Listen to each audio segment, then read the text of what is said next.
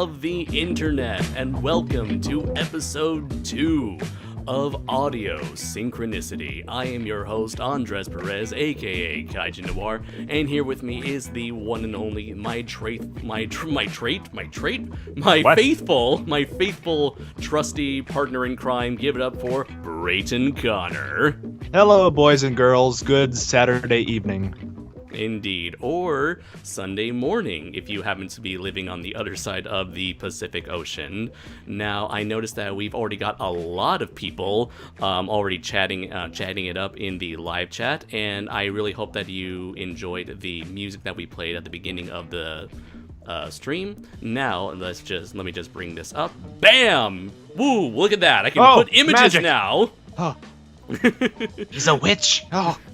That is the music you just heard was made by my good friend Keith Foster's band Big Pimp Jones, where it was called Slip and Slide. Yes, a very appropriate term for that. So that is the music that I got permission from Keith to play as the intro, because Keith himself will actually be making an original track for us using like a remix of a particular Godzilla track. So it's gonna be like Godzilla, but he's gonna do his band's usual like hip hop, R&B, funk type of style to that, because with Keith Foster, you may not know this, he is the guy who is responsible for Kadoja. Now, let me do my little bit of magic here.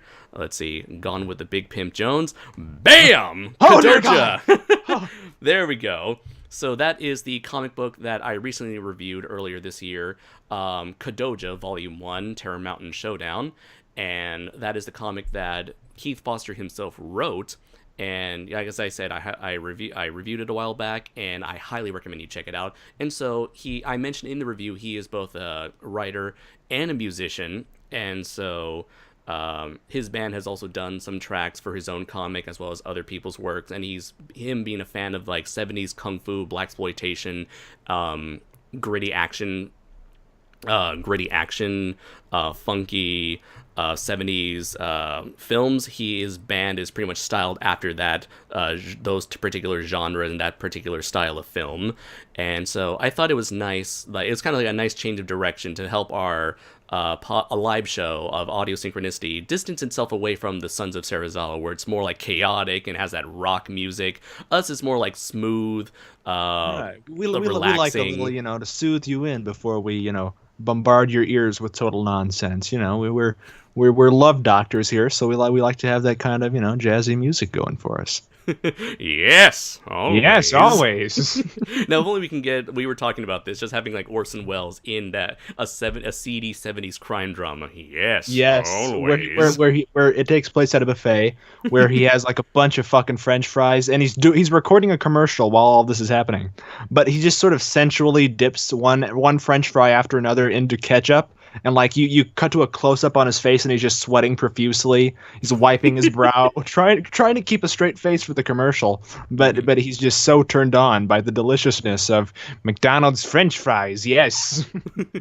We got a comment saying by Goji Army, can you summarize Kadoja really quickly? I've been meaning to check it out, but haven't to yet. Okay, so. Basically, you can easily just watch my review, but I'm not, because I'm not an asshole. Yes, to quickly summarize Kadoja. Kadoja is a military biodroid, so he's like half organic, half mechanical military creation that gets loose, and so the military basically has to pull their resources together, get their shit together, and find a way to deactivate Kadoja. Meanwhile, we explore some of the lore of this universe, where we learn there's like an ancient demon, and the demon has been asleep for many years, but it's been recorded throughout history in the form of multiple monsters throughout different mythologies around the world. And so that monster is the kind of like the messenger of that big demon, arises in the form of a giant monster, and so Kadoja ends up fighting the monster. So now the military has to deal with both the Kadoja and this mystery demon monster. Let's see. Spooky Bones 224 said, "Will you ever review the Kong Skull Island comics? Probably not in a while because I live in Japan and I have no access to those comics. I mean, I could check them out. I can check them out online, but I'd rather wait until the whole series is completed." Oh, and we got Joseph here. Fazina, Oh, Shazam yeah. the Puss. I have materialized. And somewhere, someplace, a bowl of tomato soup is crying to itself, knowing that Joseph is here. But we're happy to have you, Shazam the Puss. Let's This see. is great. And Zubu says, "Have you seen the movie Where the Dead Go to Die? I like it. I haven't. But just to let everyone know, we're going to keep the questions for the second half of the show. The first half, it's just Brayton and I goofing off and looking over some weird, crazy stories. And in the meantime, we will just we'll just look back at the comments every now and then. Let's see. So it's actually oh yeah. By the way, if you're wondering why you're not seeing any Google Hangout images, luckily we are using a new program called. Let's see, OBS, which was recommended to me by D-Man1954, and so him being a good friend of ours, so we've been on his channel, and we saw how he operates his live stream. So I decided to adapt and try to find a new, more efficient way of live streaming, and hopefully, I'm praying to God nothing goes wrong. So thankfully, it seems like you're able to hear us and you're able to listen to that awesome music. So yes, let's get the show started. I did saw Andrew Azcona's review image. You're a wizard, Andres. And Just don't use any more of your black scary magic on me and turn me into a frog or something throughout this live stream. That would be great if you could not do that. He's using his Oh magic God, with with the hay and the who and the hoing and the ladies. lady, Mr. French poison thing. Oi. And let's see, looks like the Sci-Fi Dragon said we did enjoy the music. Joel Davis, I remember him. He comments on Bill's and Sid Part 2's videos every once in a while. He said he liked the music. So I'm very glad you all enjoyed it. Sorry if you were a little confused at the start. I know Crody Bratch said elevator music. It's the dopest elevator music ever. Yes. You know, you got to rock out with your cock out. You know what I mean? So yeah, we've all taken a dick before, right? In jokes. Yeah. Well, that music confirms that we've all taken a dick before. I think it's very sensual, Andres. I don't know. Always. I don't know how you black wizards roll with your black magic and everything, but dicks all around. Anyway, what do you yes. mean, you black wizards? Okay, I'm sorry. It's not just black wizards. It's all wizards. Okay, It's wizards of color. Thank you very much. Yes, that's what I meant. Yes. You see, I can get away with that because I'm actually when people refer to people of color, do they also include Mexicans? Like anyone who's non-whites in general? Is that only specifically African Americans? I would suppose it would be all ethnicities, yes. Right, but let's get away from the topic of race because Lord knows that is a touchy subject, like in general. Yeah. Although we will not condone the acts of racism nor Nazis. There, let's get it out of the way so that no one can make a controversy out of that. Lord knows. And no homophobia against Macho Man Randy Savage. Andres knows what I'm talking about. Yeah. You're on the wrong side of history, my friend. And D-Man is here. Hey! Hey! Oh! Hey! Yeah. Oh! Hip hop! Hooray! I would say hit me up after the show, but I think my attraction to D-Man has run its course. I don't know. Right. We'll see. You've since moved on to the loving, embraceful arms of Patrick Galvin. We'll see. D-Man cut his hair, and now I have nothing to pull while we're anyway. Let's. Okay. Oh yes. Anyway.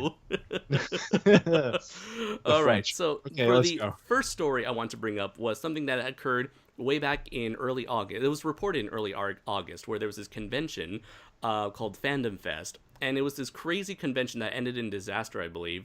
And it kind of gave me like flashbacks to another convention known as DashCon. Are you familiar with DashCon, Brayton?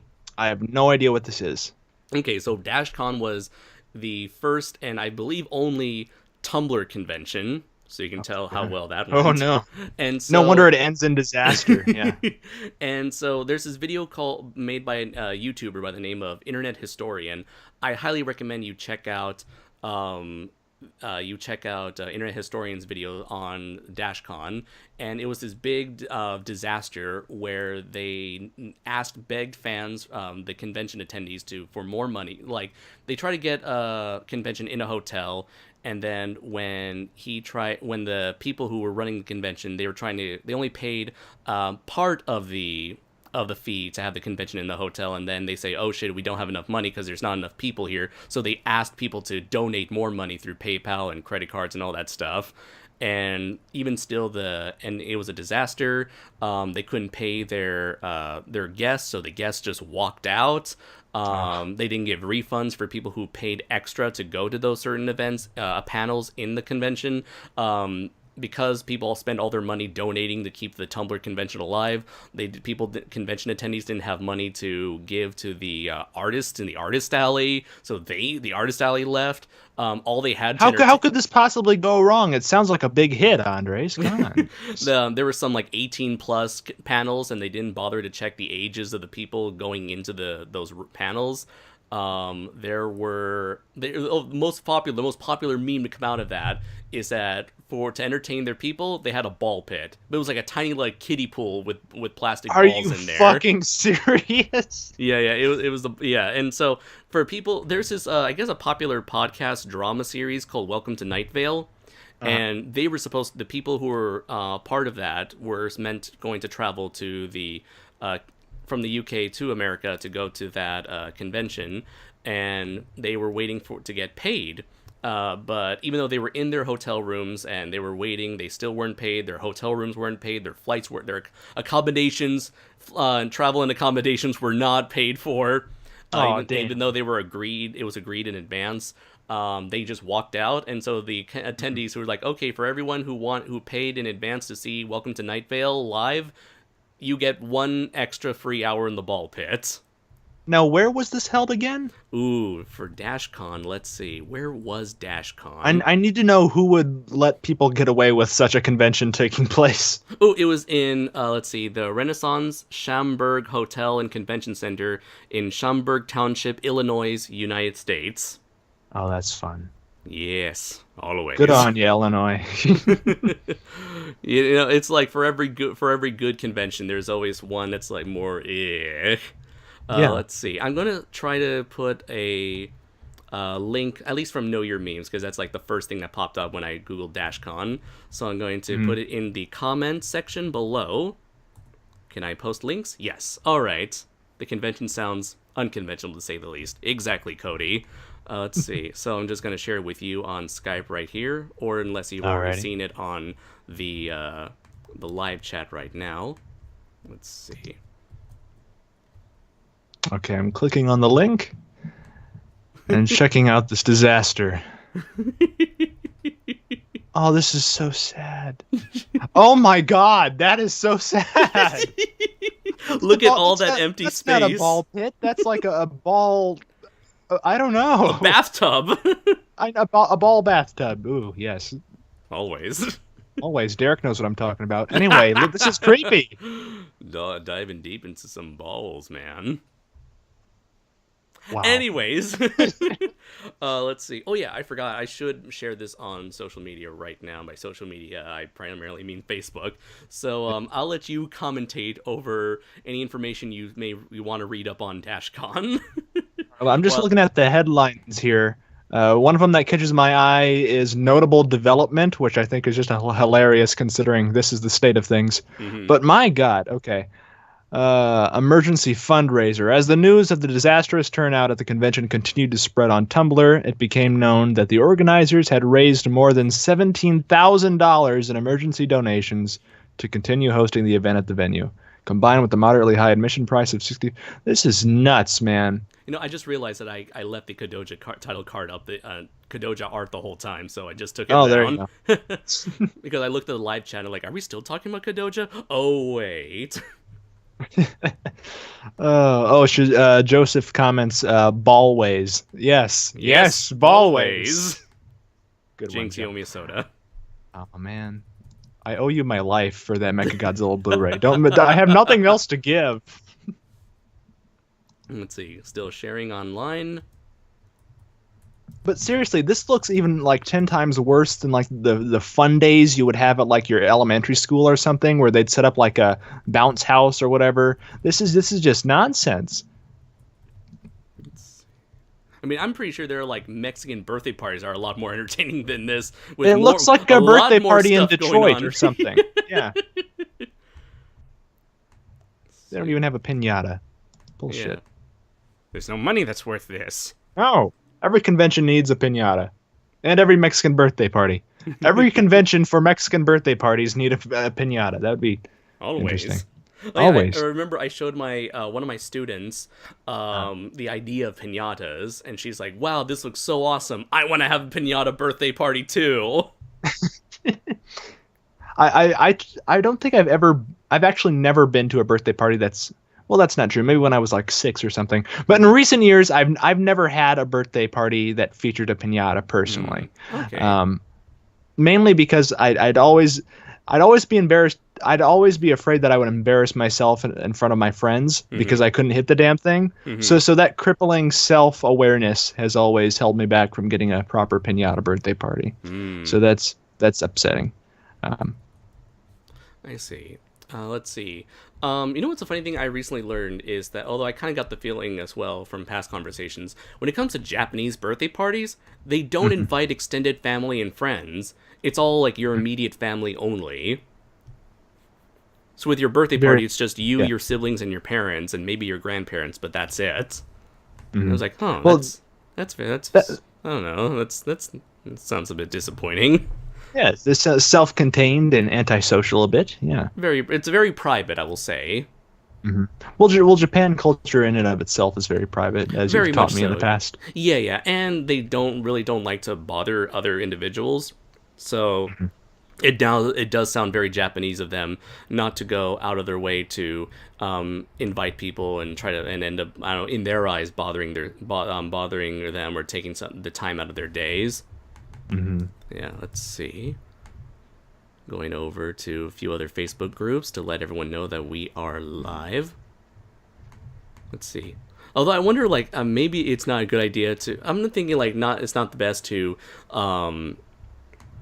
notify other Facebook groups, because even though, like, at least like kaiju centric Facebook groups, because this is not necessarily kaiju centric at all whatsoever. No, I mean we're kaiju that's what I like about it, because yeah, it's unique. But yeah, it'd be a weird avenue. Yeah. Yeah, very true. The thing is, like, we are kaiju centric. Well, I guess not you, because you're kind of a jack of all trades so far on your YouTube channel. A jackass of all trades, and by that you mean I haven't really posted anything that I've created at all on my YouTube channel, but someday, soon. Yes. In the future. Yes, we are all interested in the future, for that is where you and I are going to spend the rest of our lives, as Criswell once said. So that is true. It'll happen. It could happen. It could happen. To quote the Beast from 20,000, the Beast from 20,000 Fathoms. The pizza from 20,000 Fathoms. The greatest stoner comedy ever made, yes. Yeah, like, I always remember the how dark and serious that initial trailer was, and like, it could happen. It could happen. He just keeps repeating it. It could happen. It could happen, yes. And so, sharing it on the Sons of Serizawa Network homepage. There we go. Okay, so we're just about finished. Let's see how the chat is doing right now. Let's see. More advertisement for Kodoja by leaving it up. Look at it that way. That is true, Cody. Let's see. All right.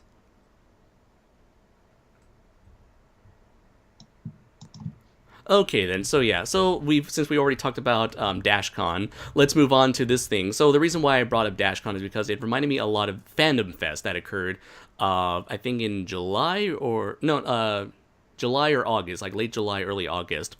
So I'm going to be reading through this story brought to us by comicsbeat.com.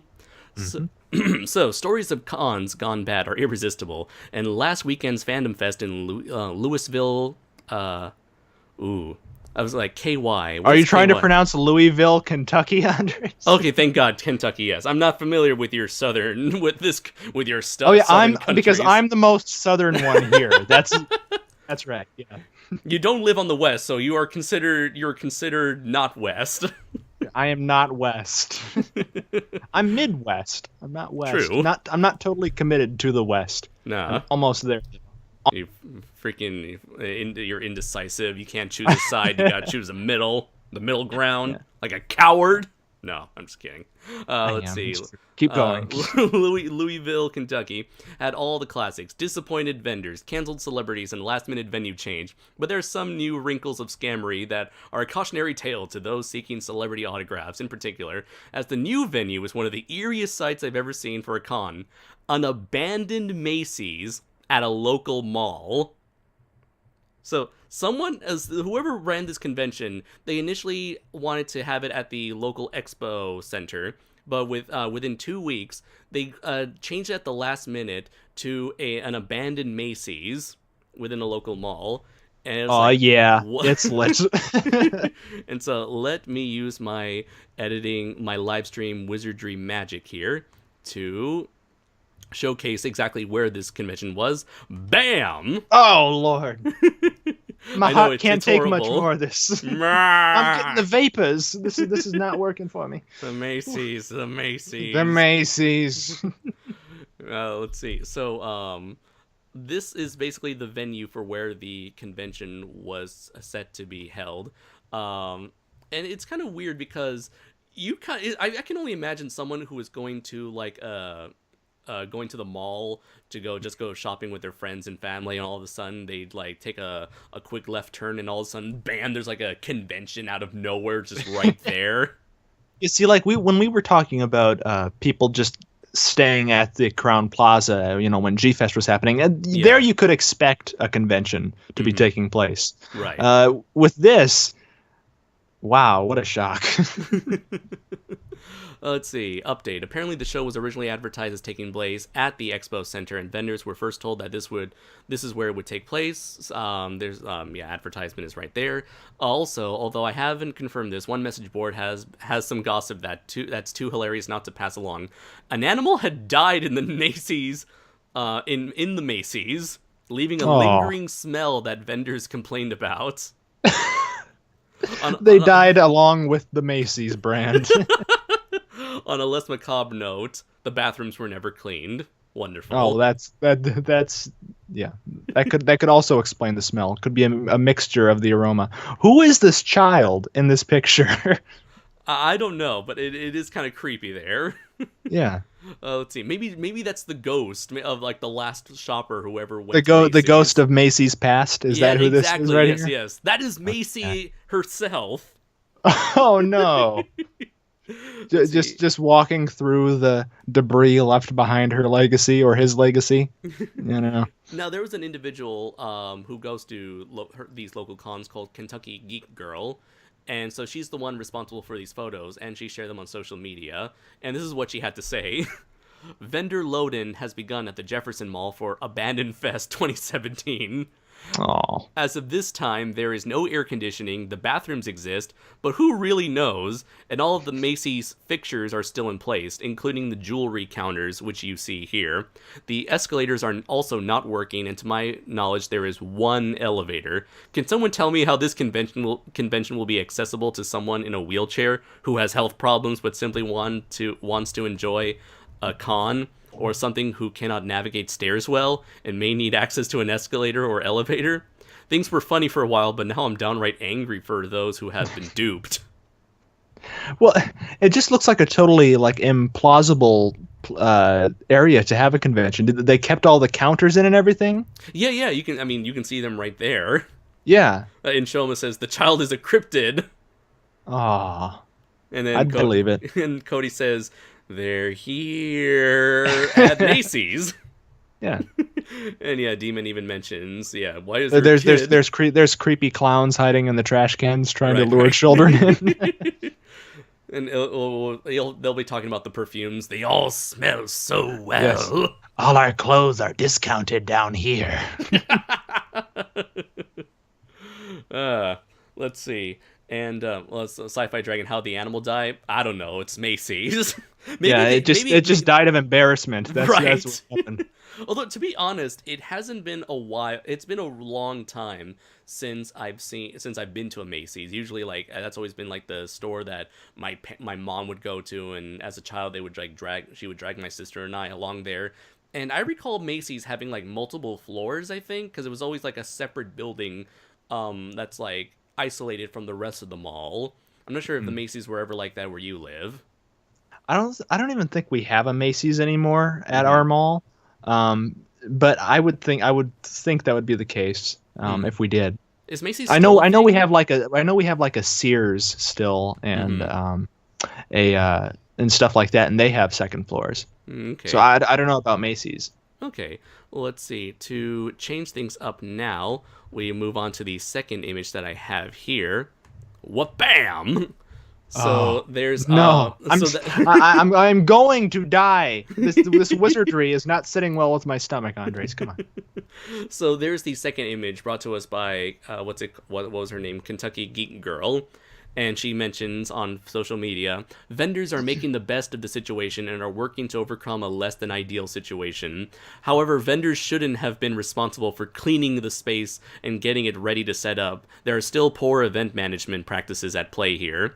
So they're actually trying to set up their booths within those like perfume counters. Hmm. I wonder if like there's like I can only wonder if there are like some abandoned like cashier appliances there. Like maybe there's like a cash register. Maybe there's some like barcode scanner. Oh, I'm sure they probably just left all that stuff there. Yeah. Probably. I'm just wondering, is Macy's even still in business right now? Because again, it's been a while since I've seen it. So for anyone who's listening in the comments right now, can you please let us know? Do you guys still have a Macy's around you guys, and is it still in business? So let's see. While the oddball locale would be enough to make Fandom Fest stand out in the annals of comic cons, the real problem is the I hate this word that this journalist made up, nerdlebrity. Oh, that just makes my spirit die a little. Turn in your degree in journalism, my friend. Every time a journalist writes what is it again? Nerdlebrity? Nerdlebrity, yeah. An angel gets its wings torn off viciously. So keep going. Here, let me edit this article. The real problem is the nerd celebrity exodus that also took place a few weeks out. So it looks like there were a couple of people who were like, "Fuck this shit." Among the notables who canceled, everyone from headliner Weird Al Yankovic to Burt Ward to several Beauty and the Beast cast members. On a convention industry message board, one booker reports that hotel rooms and flights weren't paid for upfront, which led to celebs suddenly developing shootings or personal reasons to cancel. Like, yes, I got a new picture I gotta go to. We're gonna Yeah. start shooting yesterday, so I'm gonna be on my way. Burt Ward has the Batmobile. Well, not even the Batmobile. He has like the sidecar of like the Bat motorcycle. He drives off in. Right. He's got a city to save, Batman. That's what it is. Like, oh, wait, Batman's no longer with us. Wait, and was this after that happened? Let's see. After Adam West When did passed Adam away? West passed away? In June or July. Okay, so if it was like early mid June, then this was probably late June. Ah, damn. That's sad. Let's see. We got A who's saying, "Hi everyone," and Macy's is still in business in my local mall, Destiny USA. Okay, cool. And Goji Army says, "Oh, and I still have a Macy's near me." Let's see, Goji Army. If I were the vendors, I'd just start selling the perfumes and stuff. Yeah. Cody says, "I still have a Macy's at my local mall, but I'm not sure. I don't get out much. I can relate." How many people do you think in the mall are just like passing by and they just glance through the window and they're like, oh, Macy's is back open, or like they're back in business, and then they go in and it's like, okay, well, I guess not. It's like, oh no, Macy's has Oh really, no, really it just gone. backs away slowly. Right. Macy's has gone down since then. Since Yes, I last start the checked car. Start the car. Indiana Jones, he's running towards the plane. Start the plane! Start the plane! Yeah. The As a vendors bunch are just reaching out their hands saying, help us, help us. Let's see. And Choma says there's a Macy's still in business in Lawndale, though it only materializes at the witching hour once a year on Halloween, and the perfume ladies are gray colored and transparent for some strange reason. Aren't all perfume ladies gray colored and transparent for some strange reason? I think so. Pretty much, yeah. I mean, you can't really trust those perfume ladies. You're like, hey, would you like to try this perfume? No, No! really? They're truly demonic creatures. I think the perfume like sustains their existence or something. I don't know. I mean, It's creepy. have you seen that do you remember that episode of SpongeBob where like they're forced to either go through like the exit or go through like there's no exit, so Yes, in order to yeah, I leave, they have to remember go through this. the perfume department. It was like one of my favorite moments in SpongeBob Yeah. history. I can relate. Let's see. Oh yeah. So let's see. Personal reason to cancel, and the lack of accommodations was confirmed by at least one guest. We had Charlie Adler, who says, "I didn't exactly cancel. They did not even confirm travel and or accommodations, with two deadlines accepted to do so. That was all on them."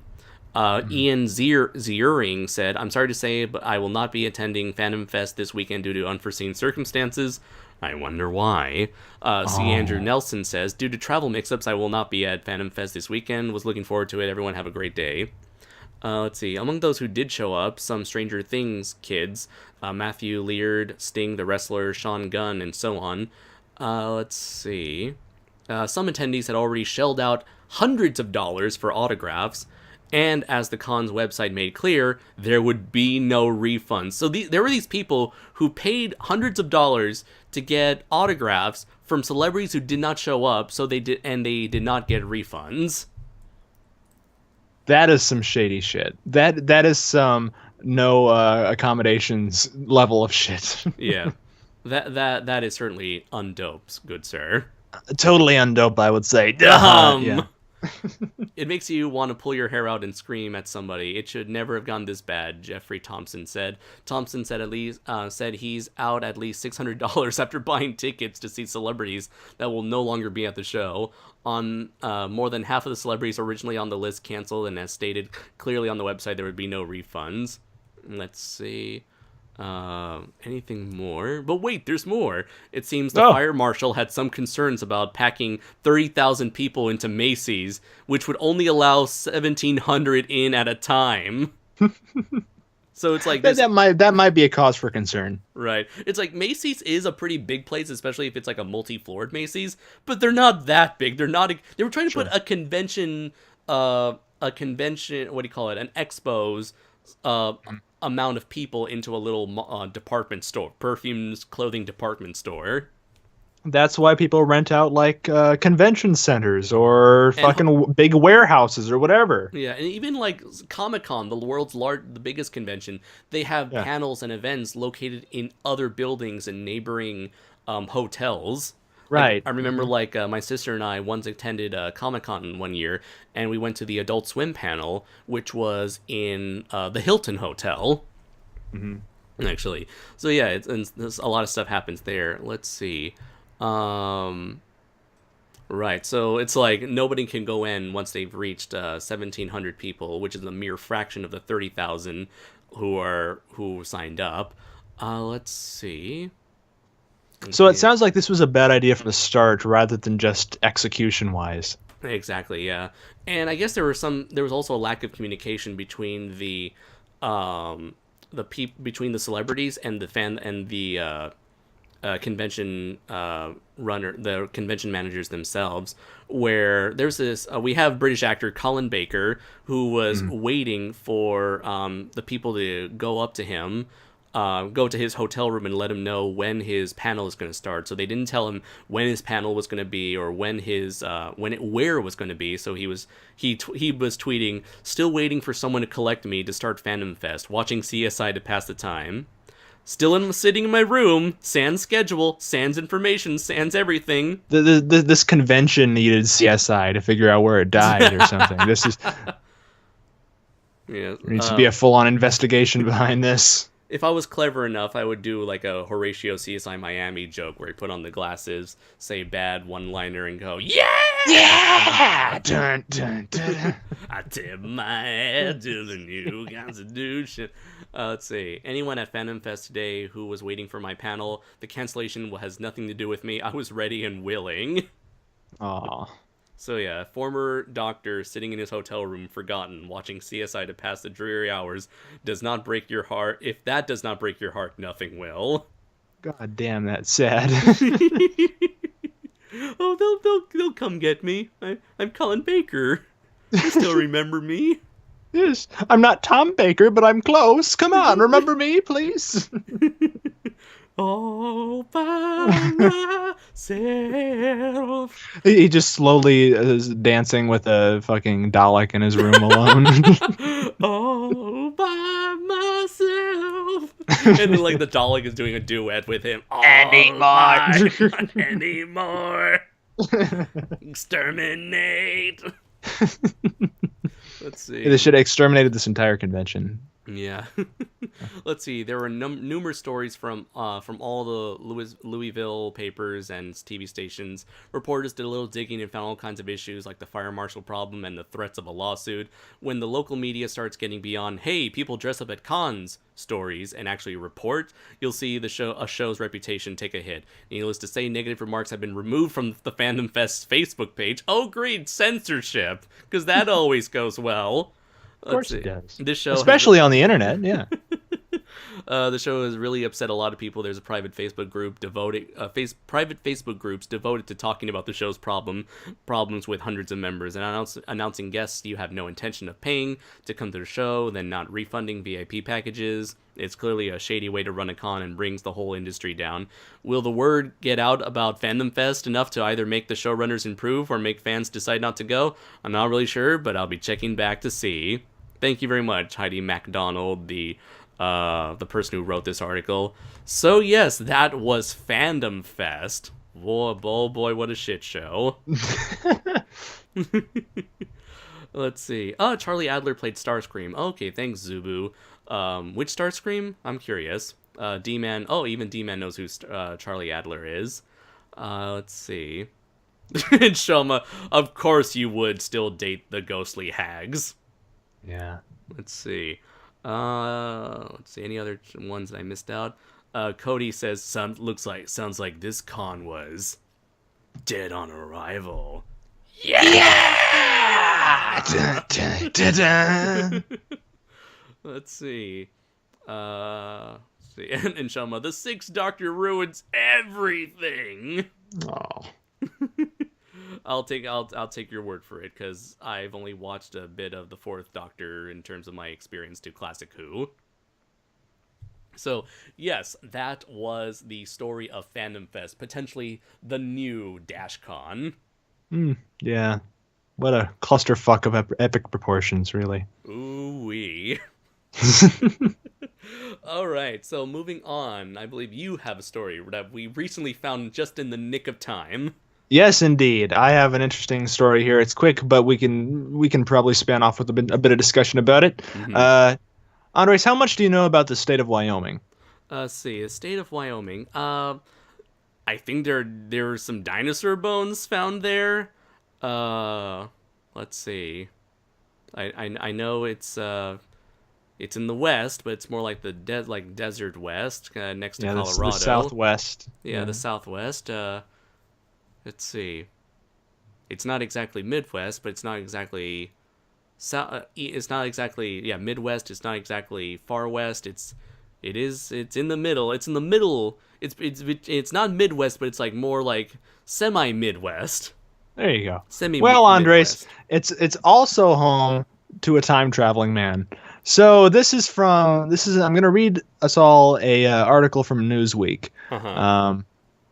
All right, and it goes a little something like this. Mm-hmm. On Monday night, authorities in Casper, Wyoming, received a call about a visibly drunk man claiming to be from the future. Now, let's assess this. Yeah. Who is calling the police about a visibly drunk man? Could you imagine being approached by someone claiming to be from the future? What would your reaction to that person be? Let's see. My first question would be, where is your time machine? And can you take me away from this time? Oh boy, I can relate. Okay. We gotta go back. I would Yeah, that's. I wonder what this guy. I need to find a picture of this dude too, because that brings like a whole new level Uh-huh. into if I believe him or not. Right. Oh yeah, But let me because just keep reading if here. he looks like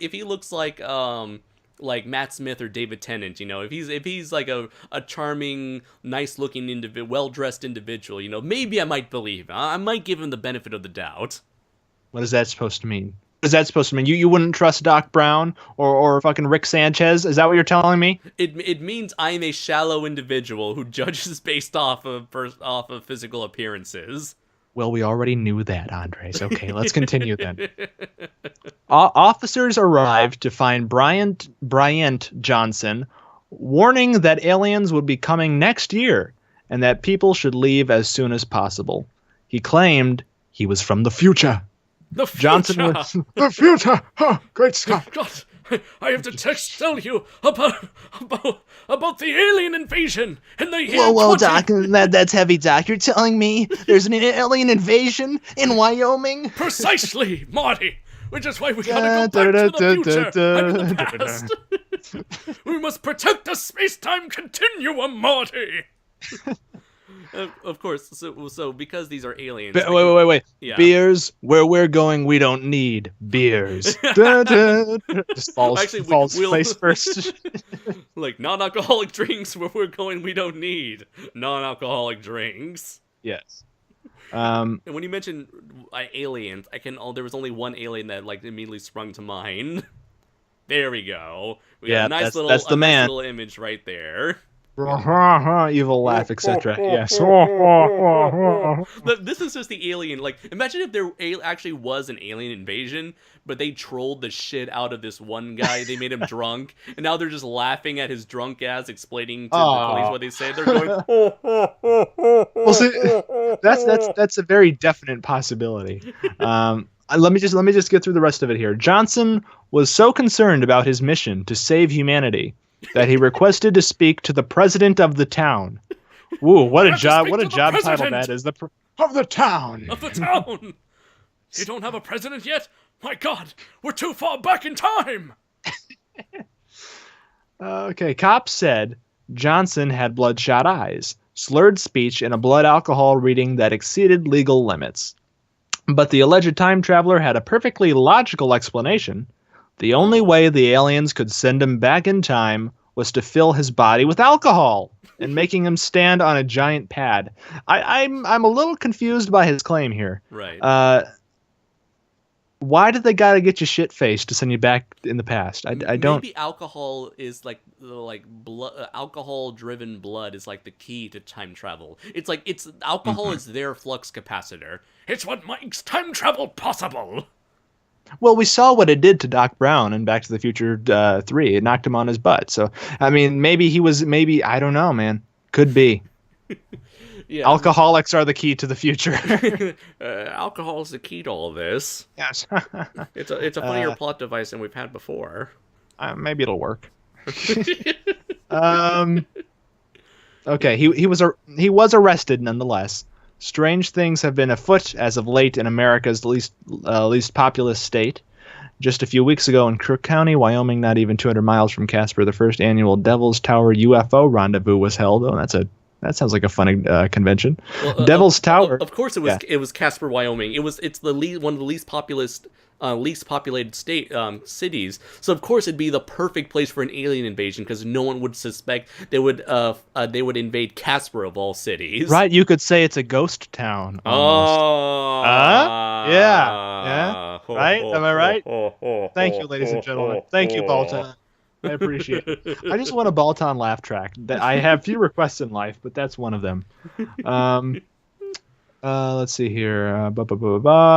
Devil's Tower, of course, is the rock formation at the center of Steven Spielberg's 77 alien classic, Close Encounters, which will celebrate its 4th anniversary in November. Festival featured a parade. Okay, yada, yada, yada. And basically, there you go. The truth is out there, people. What are we making of all this? The truth is out there, but the question is, do you want? It's not like I want to believe. It's do you want to believe? Oh yeah. Yeah. And since you requested it, ask and you shall receive. If it works. I'm standing by in anticipation. These are the laughs that are echoing in that drunk guy's head. Oh no. Where are you linking me at? Oh no, I'm playing it on the live stream. Oh, okay, so I can't hear it. All right. Right. I'm sure it's terrifying though. Right. Whoever uploaded this video on YouTube, it's very low quality. Uh-huh. Yeah, but yeah. Well, fitting for our show here. We like to keep things at a certain level. In this little dog and pony show that we have here. Exactly. It practically is a dog and pony show. Right. I'm the pony. Oh. Anyway, you don't want to know. End jokes. So yeah, that was basically the article. Time traveling drunk man says he was sent from the year 2048 to warn of alien invasion. So there you go. Maybe he was an extra in the Blade Runner sequel. I don't know. Maybe 2048. That's like an oddly specific year. Why would you choose? Why would someone choose that year? I wonder why. Clearly, it's not because of a recent movie that came out. The bigger question we need to ask here is this man a replicant? That is at the matter at hand. That's what it should be. Maybe he was. Maybe he is secretly a replicant from the future, and he's made this whole alien invasion is merely a cover story to get the humans distracted so that he can start like Judgment Day or whatever like Terminator, Blade Runner bullshit is gonna happen. Yeah. We need to be the resistance. See, we have the answers. People need to listen to us because we know what's going down with this drunk man in Wyoming. Yes, this guy obviously we should. There's more to him than meets the eye. There's clearly another story at large here. We like to think that he's not a man from the future. He's secretly a robot from the future who wishes to destroy us by distracting us from alien Baltons. There you go. There you fucking go, man. There you go. There you go. We solved it. Yeah. Mission accomplished. Now the next question we have here is from Cody. You're the pony, Brayton? Well then, are you Twilight Sparkle or Rainbow Dash? I've been called both in my life, so I mean you can choose. I have no idea what either of those fucking things are, but I'm one of them. I don't know. I know like Twilight Sparkle is like the purple pony, I think, and Rainbow Dash is like the blue pony. And okay, I'm ashamed I know that much about the I'm ashamed. Show. I'm ashamed for you. My favorite color is purple, so I'll be the purple pony. Okay, that works for me. Let's see. Joseph says there's actually an episode of Ultra 7 where the aliens were screwing with this one guy who was trying to warn of an invasion. There you go. There you go. Those darn Boltons are at it again.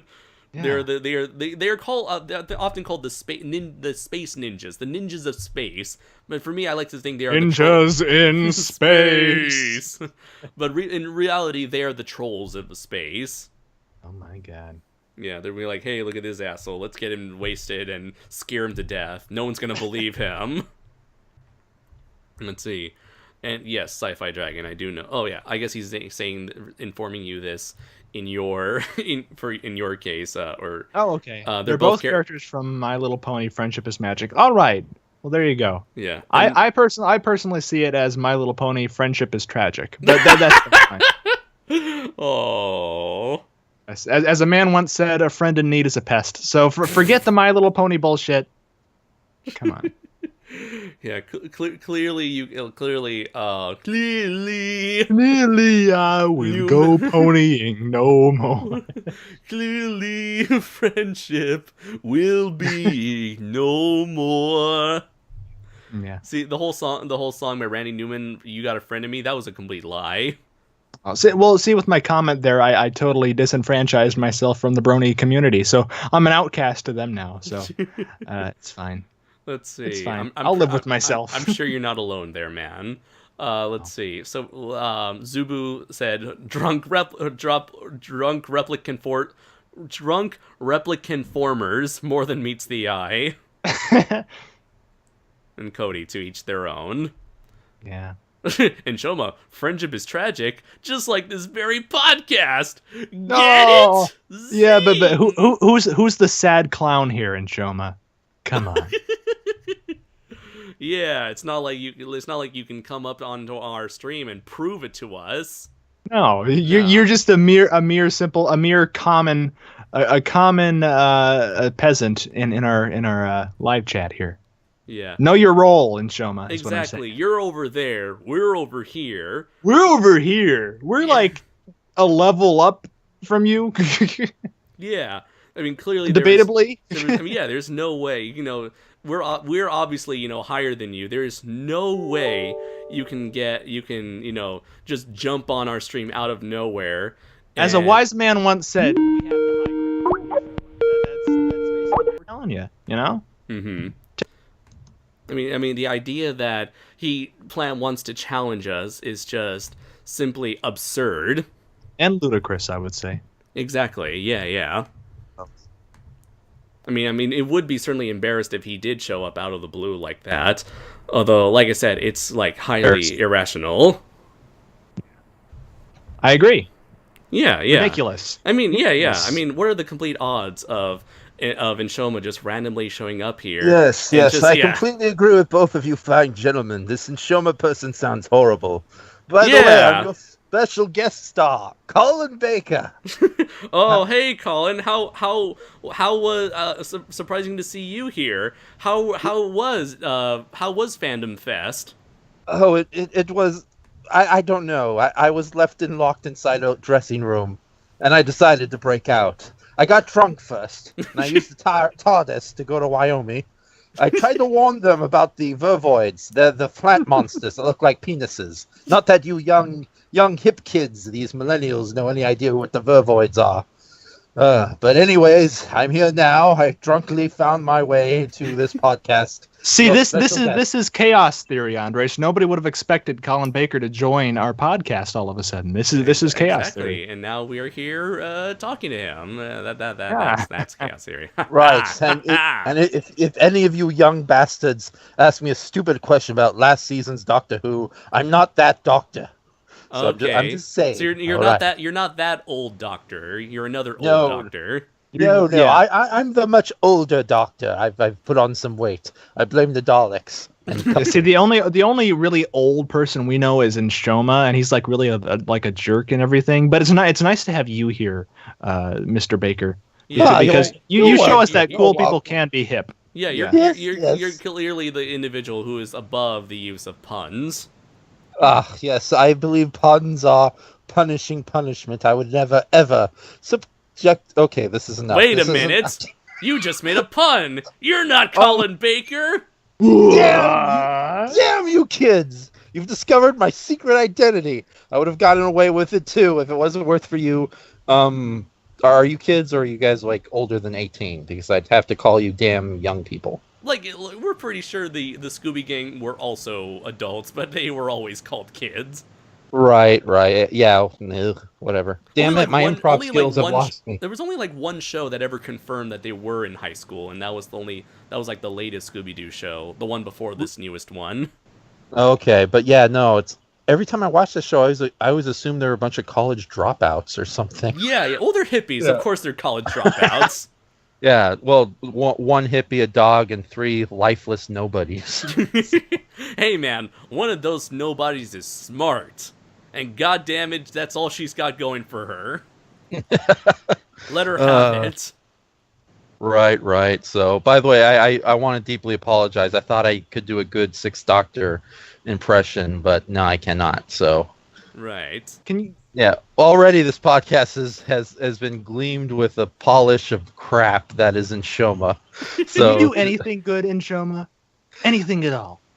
Can you even clown good? You're a sad clown, so you can't even do that well, for crying out loud. Oh, yeah? Well, check this out. You kids like ventriloquism? Well, check this out. Hey, where's it going to put his hands? No, wait. That's not right, a string. Colin. That's not a... Shut up, Colin. I can't afford wood, so just get on my lap. Oh, no. Okay. I don't want you to afford wood. No. Okay. And the funny thing is, wood is free and easy to get. He brings a whole new meaning to the name Krusty. This is bad. This is not good. Okay. Enough of these sexual jokes. I was hoping this to be a good podcast, but already you people have taken it down a notch. What do you mean, you people? You know, you people, you filthy goddamn earth tone colored humans from Earth. I mean, non-white people. Yeah, I covered that up pretty well. Except one of us is white, so I tricked you. Damn it! You discovered my third identity. Yes, I'm a member of an obscure Ultra 7 race that I will not name because nobody knows other than the Boltons. I believe that the name of that race is Trump supporter, right? I mean, because you were just sort of. Come on, Was we're not that it? that bad. Oh, okay, I'm sorry. I'm sorry to put Alright. the alien race down. Even the Bolton on the level on my title card had to leave. It's like I can't be compared to a Trump supporter. Oh, I'm sorry. Yeah. I'm sorry. I insulted an entire race of Baltans. No. Screw the Boltons. I'm a member of the Gut Sagens, so we're a bunch of plump little parakeet guys. Are those the ones that also have claws, but they're like toucan colored, like blue, red, and yellow? No, we're the parakeet-looking guys with the deep baritone laughs the and- big white head and the red arms and the red Yeah. arms. Yeah, and the ones who are constantly being reused in all these Ultra shows. We seriously need a new contract. My people have suffered immensely showing up in each and every Ultraman show, and we're not getting raises. We're not getting fair pay. It's really unfair. You should protest exactly. the Oscars or something. Exactly. It's and we can multiply our own forms. It'll be easy to fill up the stadium and take every celebrity hostage, or should I say what you Earthlings say? Nerd celebrities. Nerds Shut up, you hairless god! He really is the drunk guy from Wyoming. Well, I did say I'm a time traveling alien, so of course I'll I'm drunk. enslave the whole human race. Hold my beer. Right. Now I got to draw a picture of a gut sage and doing that. It's like I'm going to take over the world. Hold my beer. Yeah. Let's see, and I'm currently adding a new image to the title card right now at the last minute. Better be a drunk gut sagen. Close enough. Maybe you can think. There we go. Oh, it's gonna be a go. picture of me, isn't it? It's gonna be a picture of me when I was drunk, dressed up as a guts alien at Kimberly's party. Yep, God that's damn in it. Shoma. That's him. Yep. Yeah. Hold on, nothing's coming up on the YouTube. I don't see it. The YouTubes is there. We go. You're gonna see me just fuddling around with the PNG image. Oh, that doesn't sound right. Fiddling around. Wait, that sounds even worse. Yeah. What are you, that uncle from the Who? There we go. Now the live stream is caught up with what I currently have online. There we go. We have an accurate interpretation of Inshoma in the middle of the title card.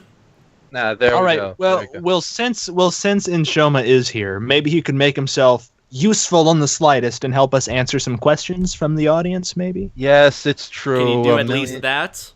Yes, if you I'll can manage. You damn Gee. humans, you're so mean. It's like look at my hips.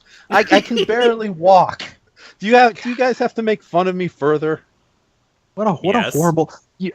I see. We invited him on this thing as a courtesy, Andres. This is your friend. I'm just trying to help you out, but he's already. I'm a guts. Ooh, wait a minute. Shazam the Puss says that I'm Alien Chabal. Man, I wish I thought of that first. So, Let's see. Which one I was would- Chibble? it was a weird little octopus guy who hang around with attractive blonde-haired android women. So yeah, that's me in a nutshell. Yeah, that sounds very appropriate. Yeah, let's put that on screen and completely forget the last 10 minutes of this podcast. How about we don't? Oh, I recognize that guy. Okay. Yeah, how Yeah. about we don't and say we did?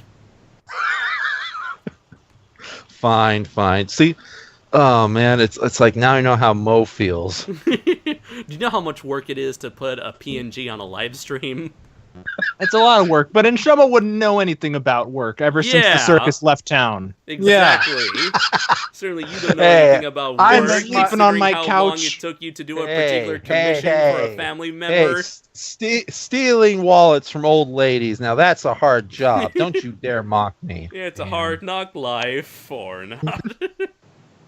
What's with you and Little Orphan Annie references? I don't know.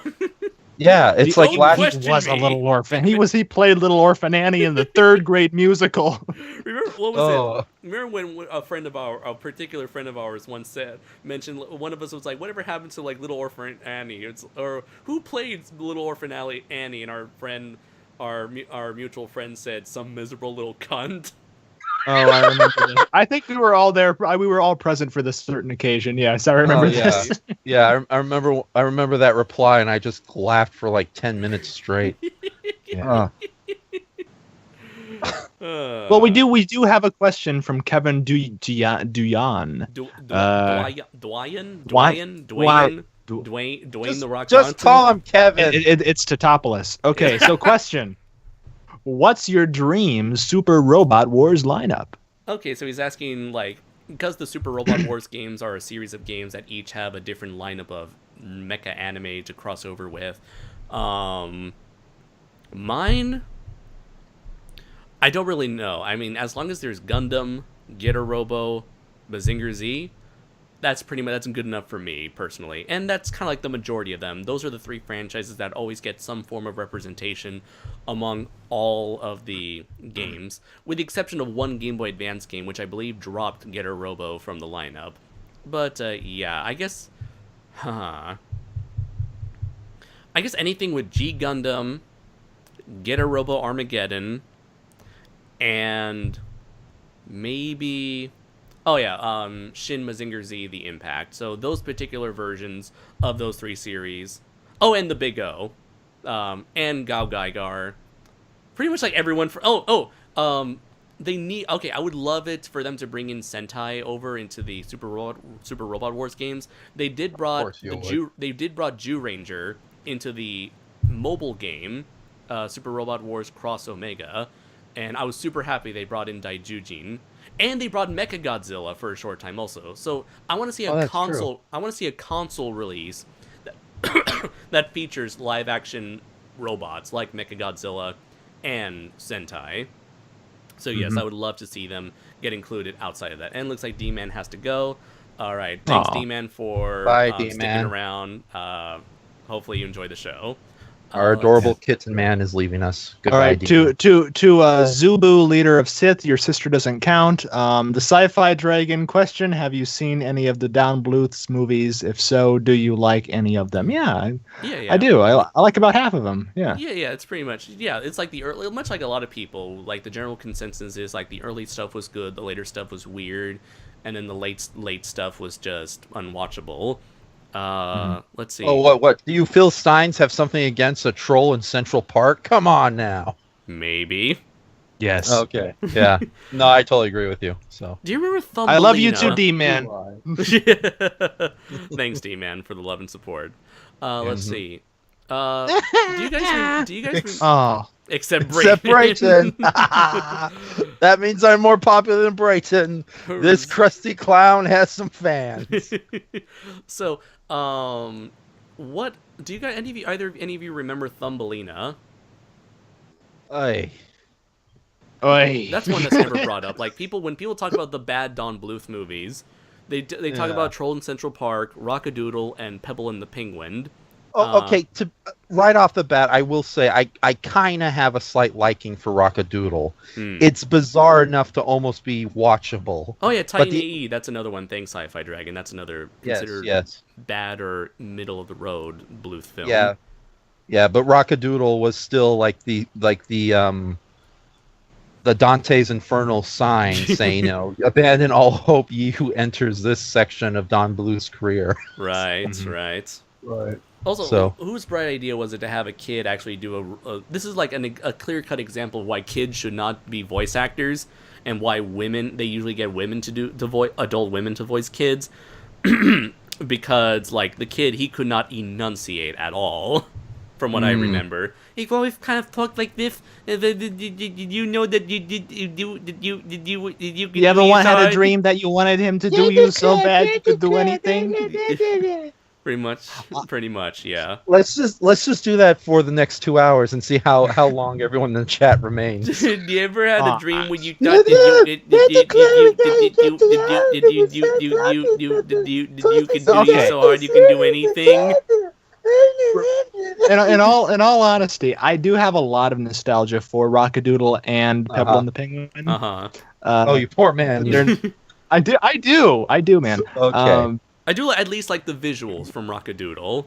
And it's very colorful. Yeah, I always like to enjoy the car chases in any Don Bluth movie. Yeah. Let's see. Obviously, All Dogs That Go to Heaven is great. The Land Before Yeah. Time always brings me to tears. Mhm. Let's see. American Tail. Although funny enough, I ended up having a lot more nostalgia for the sequel that Don Bluth never worked on. Fido Goes West, or Yeah, yeah. Five Goes West. Yeah. Right. I said Yeah. Fido. Way out That's a friendly dog move. Way out west, way out west, way out west. Right. No love for Secret of Nim or the Space Ace animated scenes. I did see. I have a lot of love for Secret Nim. I need to see Okay, Secret of Nim cool. again. As a kid, that You- movie always scared me, so I never saw it as often as All Dogs Go to Heaven. Even though that movie does have points where it does get just as frightening. Don Bluth, I'll give him credit. He knows how to scare the shit out of people. Oh, tell me about it! Giant transvestite alligator singing in a sewer. That's like the most terrifying image. Also imaginable. known as in Shoma's former career before he turned clowns. You idiots! I could never pull off the drag queen look. I tried. I was never. that would be truly the face of terror and fear right there. Like get Right. that picture of Inshoma with that giant pizza from last Yes. year, and just put Photoshop like makeup on him. And Shoma, I don't know if you've seen it, or I'll show you after the stream's over. Have you I don't seen the wanna see tribute? it. Have you seen? I don't Have like you it. seen the tribute I made to you? Oh, The video presentation. No, I have not. And Okay, I'm actually... don't watch it yet. Then wait till we're done here. But Okay. it's really delightful. Andres can vouch for it. It's yes, lovely, isn't it? Yes. Oh, absolutely. okay. So it's not just Brayton holding his middle finger for like 5 hours straight. The movie. Now I gotta itself, make that. The entire video could be an interpretation of that. Really, yeah. But it's a tribute befitting a clown of your stature. So you'll appreciate it. A gutsy Yeah, with alien that- of your stature. Thank you. At least you're referring to me by my actual title. You filthy monkey creatures from the third planet of the rock. I'll So. take it. Okay. Okay, so I Let's see love here. you too. What do you mean, filthy you monkeys. monkey people from the third rock from the sun? more Uh, of his new age racism. I'm telling you. Yeah, intergalactic racism. The worst Intergalactic kind. planetary. Intergalactic. That goes for everyone else in the chat room except for Shazam the Puss isn't Shoma really Pierre from what's that show? Tim and Eric's show. I'm sorry, ladies and gentlemen. I stopped watching Tim and Eric a long time ago. I have no idea who's Pierre. He's All like right, this, so- he's like this. Yeah, go ahead, Brayton. Well, I was just going to go on to the next question. Okay, yes. Okay, thank well, you. That So- was the next question. Is Shoma really No, no. Pierre? No. No, it's we missed an important question from Joseph a little earlier. He said Brayton ... Oh, yeah. Will you finally give Evangelion a chance, or at least the rebuild movies? I've never been wrong when I recommended movies and shows to you. That's debatable. You keep Dear Joseph.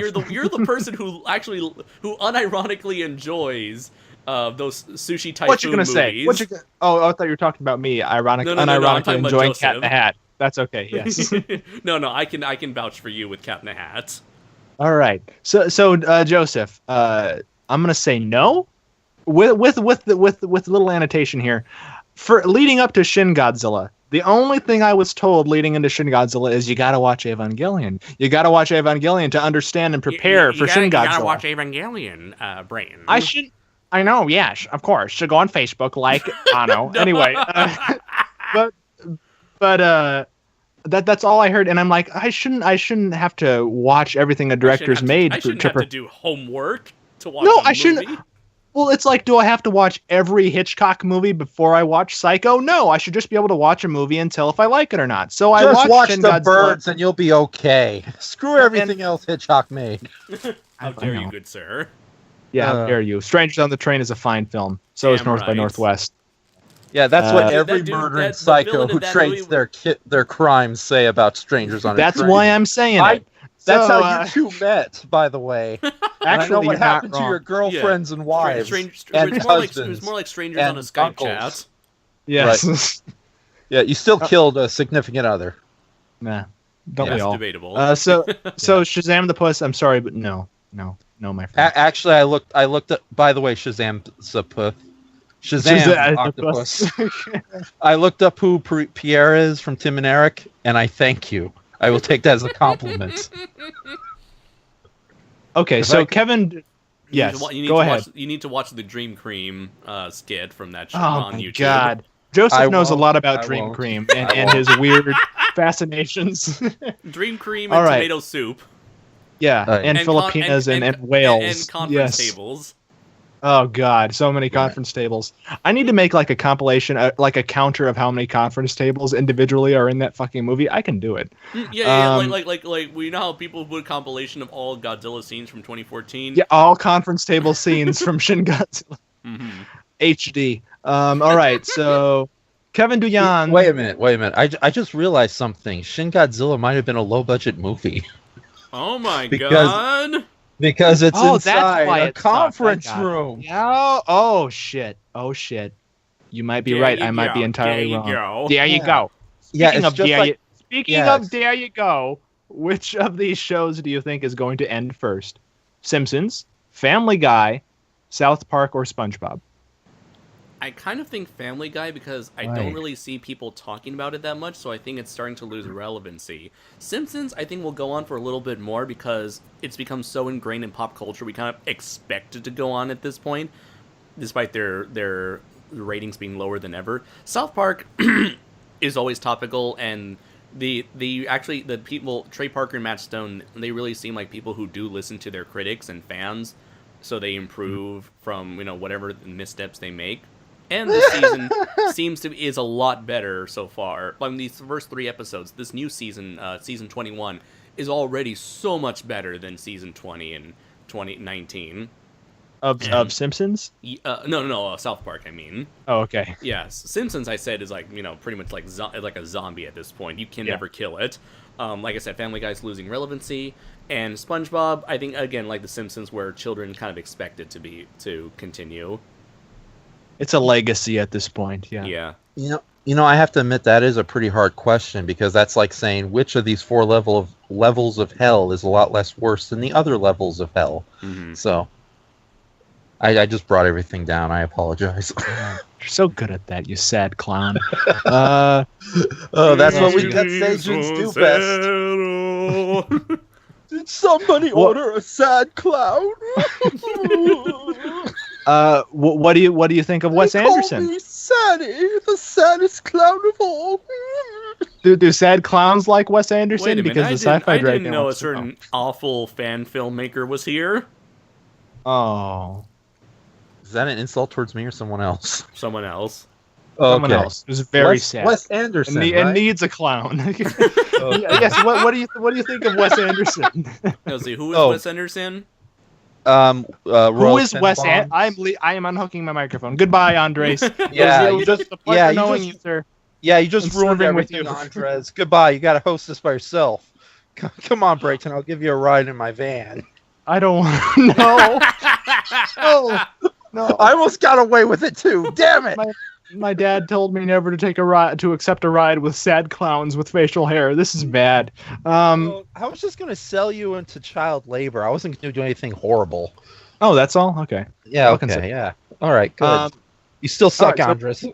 Yeah. So, do you like Wes Anderson and Shoma? Oh, okay. Yes, I actually do. Unfortunately, I haven't really caught up with a lot more of his more recent films, but I'm a big fan of the Royal Tenenbaums.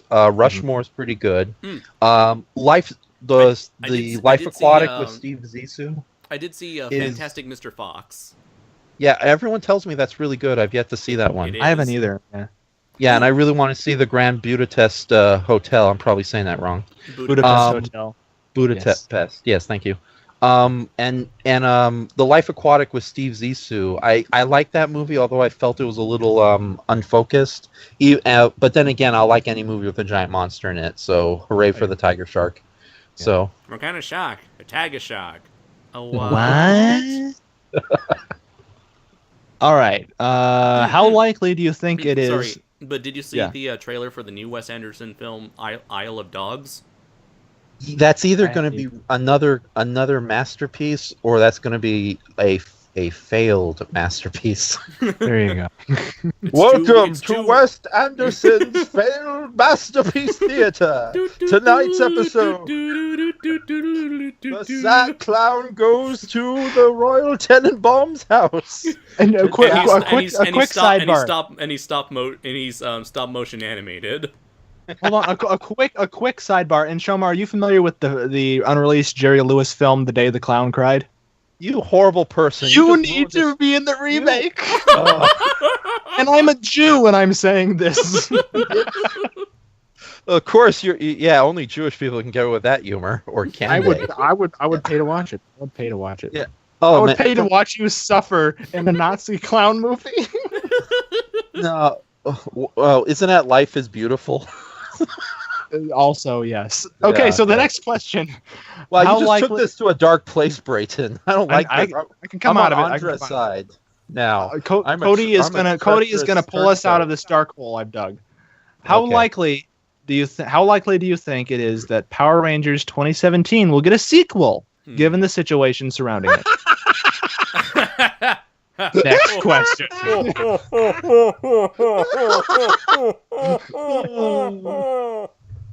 All right. So, question from Prime.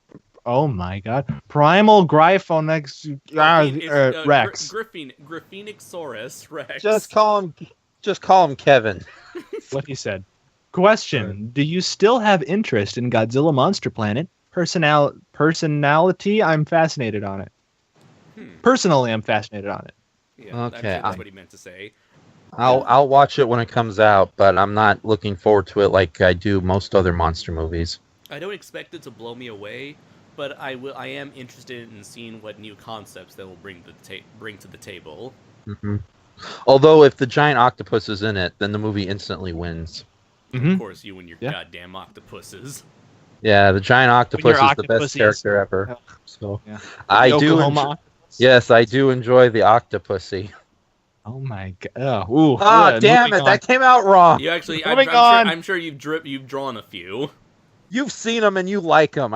I know Andre Batman enjoys that kind of stuff. I need more octopusy, Alfred. Go to the store and get me. It's for my bat cave. Well, you know what I'm talking about. Lonely and And- empty down there in the Batcave. And Andrew Battaglia. Oh, I said his name right. Battaglia. That's fun. to That's Yeah. say. Battaglia. The way Battaglia. you said it is far cooler. Battaglia. Oh, thank you. Battaglia. Yeah, Yes. I've drawn some octopus women for him. He's happy. Oh my God. Well, he's got a mullet. So what does that say about him? Anyway, next question. Well, you know what they Uh, say in nature: mullet men and octopus women are, two halves of the same race. It's a beautiful they're both thing when they get disturbing. together. Yes, that's why mullets continue to exist. It's not a human natural thing. It's to stave off the octopussies from taking over the world. I'm pretty sure Andrew's a cryptid. So moving on, the sci-fi dragon I'm question. confused. I'm Question. confused by my own joke. We all. Question: if SpongeBob did hypothetically end, what would happen to Nickelodeon as a network? They would probably get a new cash cow, and give Well- another cartoon a goddamn chance for once. Like They would make Oscar Gold into a Yes. miniseries, right, Andres? Oh, Yes, let's they'll take let's be. yeah. No, let's all be serious. We'll actually make your joke, Andres, and then I'll. No, I was Give just my gonna reply. reiterate like this in joke that Brayton and I came up with like almost a year ago at this point, maybe, where it Yeah, was- it's still going. yeah, where it's like we had like the idea to make the perfect movie about a pig filmmaker who wants to make his name is Oscar Bacon, and he needs to make a movie for his sick dying daughter as her last wish to make her happy before she leaves this world. It'll be Oscar Gold. And actually, his name is Oscar Goldstein Bacon. Oh, that's right. Yes. And Oscar you we got Goldstein to accused get me the of Jewish puns. audience. We gotta put the You Jewish choose- audience, and we gotta set in like the 1950s or Oh. something to give it that retro vibe that'll appeal to the Oscar crowd. Yeah, Oh, and and the the pig do- is and the do- the pig is voiced by Kevin Bacon. Yes, And of the course. and the daughter's retarded. That's Yes, a sure yes, way to yes. That's a sure way to get an Oscar. That's why her idea for a movie is so goddamn ridiculous. Right. Oh, I'm so sorry. I didn't mean to say retarded. I mean not mentally well. Right. Right. We're all not mentally well. Right. Okay, next question. Yeah. Let's see here. No, I before we Modern go TV on. is dead. Right. It's funny you No, should but say you know, that. be because serious. It's funny that you should say modern TV is dead, considering that YouTube and Netflix, two of the biggest streaming services online, are in trouble right now because neither of them are making that much of a profit, despite being the top of their individual services. They're making money. This is a false flag operation so they can send that money to their private banks offshore. Oh my god! You know it to be true. That whole Hollywood apocalypse, smokescreen. They made plenty of money this summer. Don't let them fool you. But who's watching their movies? The Chinese, yeah. Covered that conspiracy nutcase theory up pretty well. Goddamn Chinaman. Yeah, Trying to ruin our goddamn Hollywood. Ding. It's the only reason we're getting Pacific Rim 2. Oh, Wait. snap. Aww. You guys may or may not care, but have any of you three seen the live-action Full Metal Alchemist movie trailer? If so, what are your thoughts? I keep seeing it pop up numerous times on Facebook, and it looks interesting, but then again, so does every other live-action trailer for a Japanese movie, and Shoma's told me enough to to not get too excited about them. Yeah, it's no offense, everybody, but a lot of these live-action Japanese fantasy films, they look cool in the trailer, but when you watch it, it's the longest, slowest middle acts you can imagine, and then maybe something cool happens at the end and the beginning. So the movie looks good from the trailer, but I honestly believe I noticed how you subtly made it sound like failure. Thank you. That you got that little joke of mine. The trailer looks okay, but I highly doubt when we watch the movie itself it's going to be that exciting. So, and it's like they'll spend all their money on one action sequence at the beginning, and then they'll pull a live action gotcha man on us, and it'll be like a bunch of talking inside a warehouse, minimum special effects, and that's it. So, speaking of which, have you seen the live action Hurricane Palomar movie? I've only seen the trailer, but from what little I've heard, it's not that good. So, typical. How about that Brave Storm movie? Is that out yet? The one that's like Silver Common and Super Robot Red Baron mashed into one film.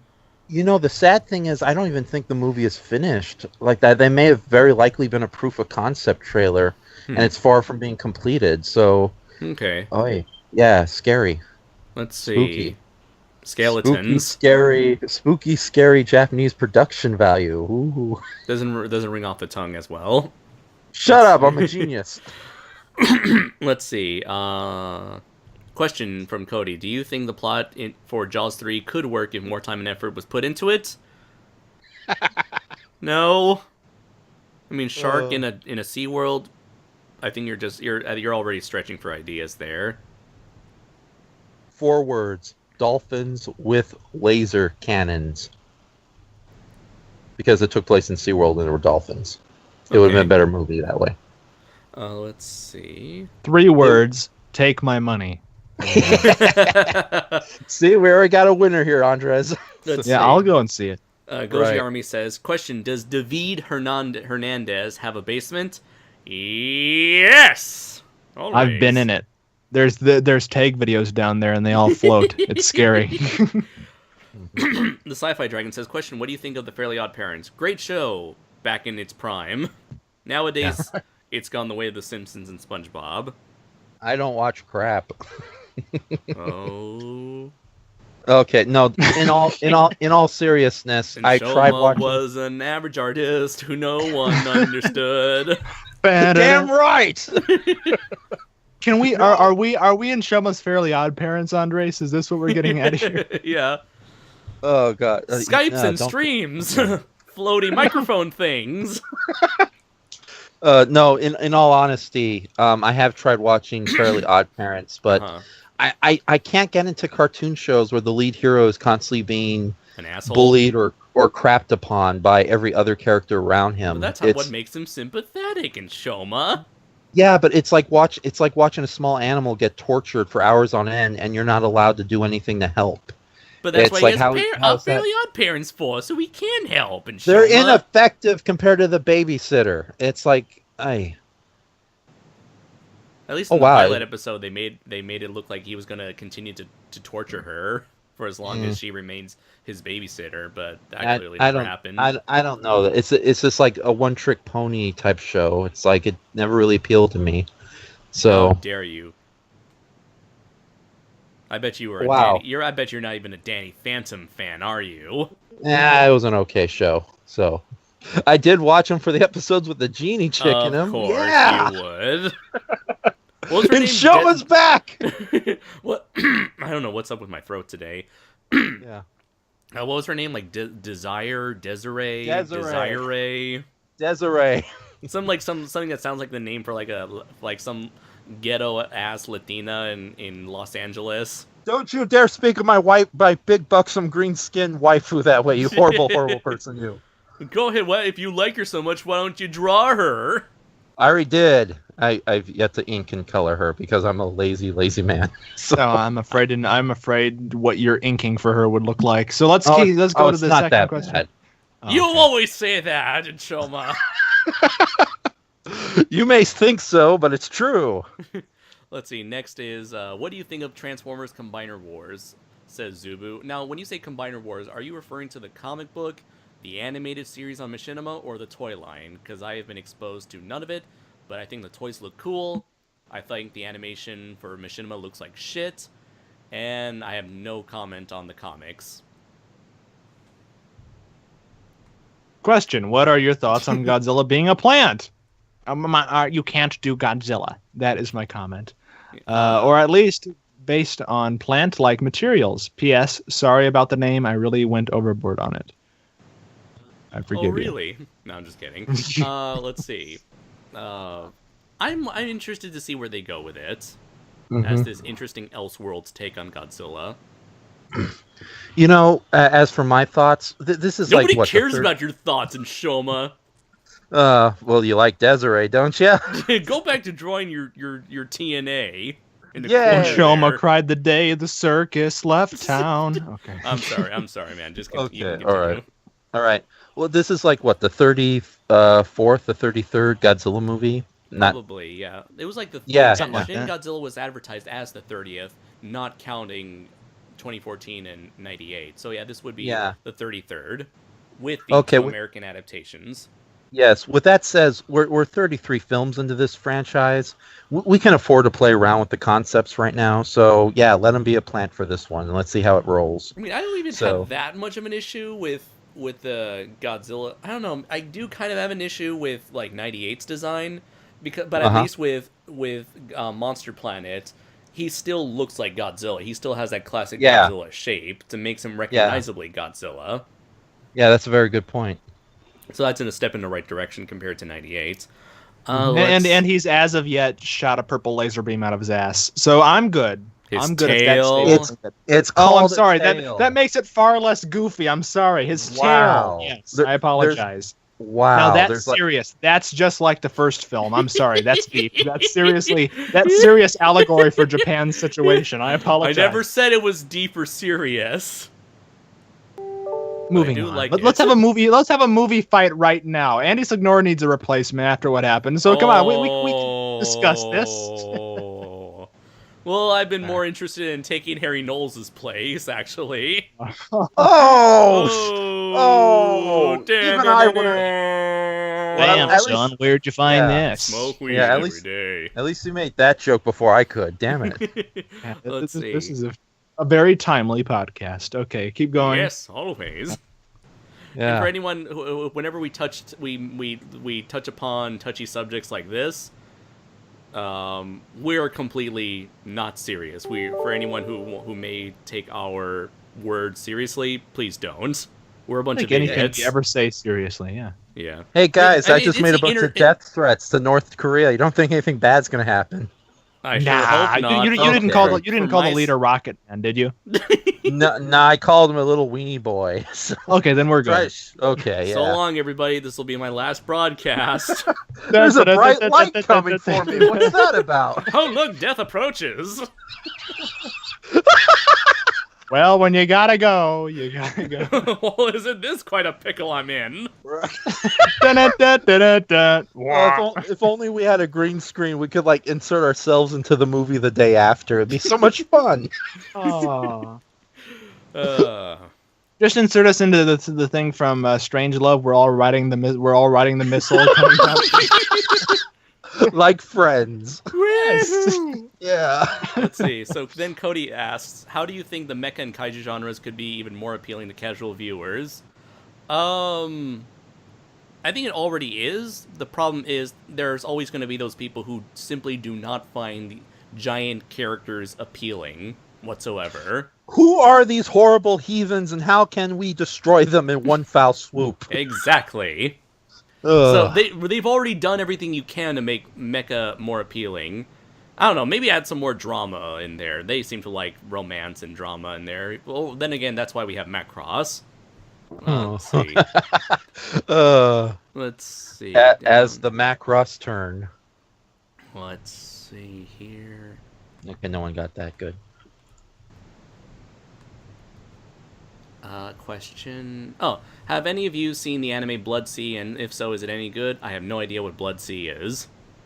Oh, yeah, it's I think it's one of the Blood the Last Vampire spin-offs, but they took it to like a really dark, disturbing place with like yeah, it's if you've seen that horrible anime meme where all these giant bunny monsters are like just brutally murdering innocent people left and right and eating them.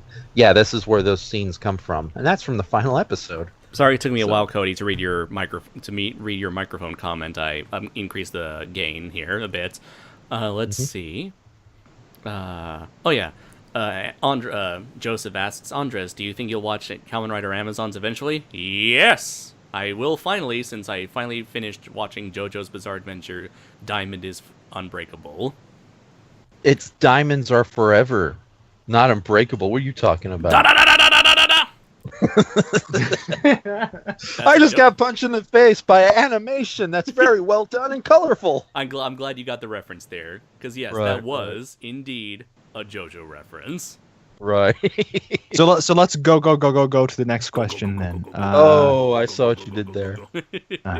Yes. Let's see here. I know these things you're referencing. I know them. I know these references. Okay. KaijuNoir, do you ship Desiree, whatever the fuck that Desiree. Desiree's X and do you ship Desiree X and Shoma, the dragon, Yes! or the fat Latino guts hybrid monstrosity?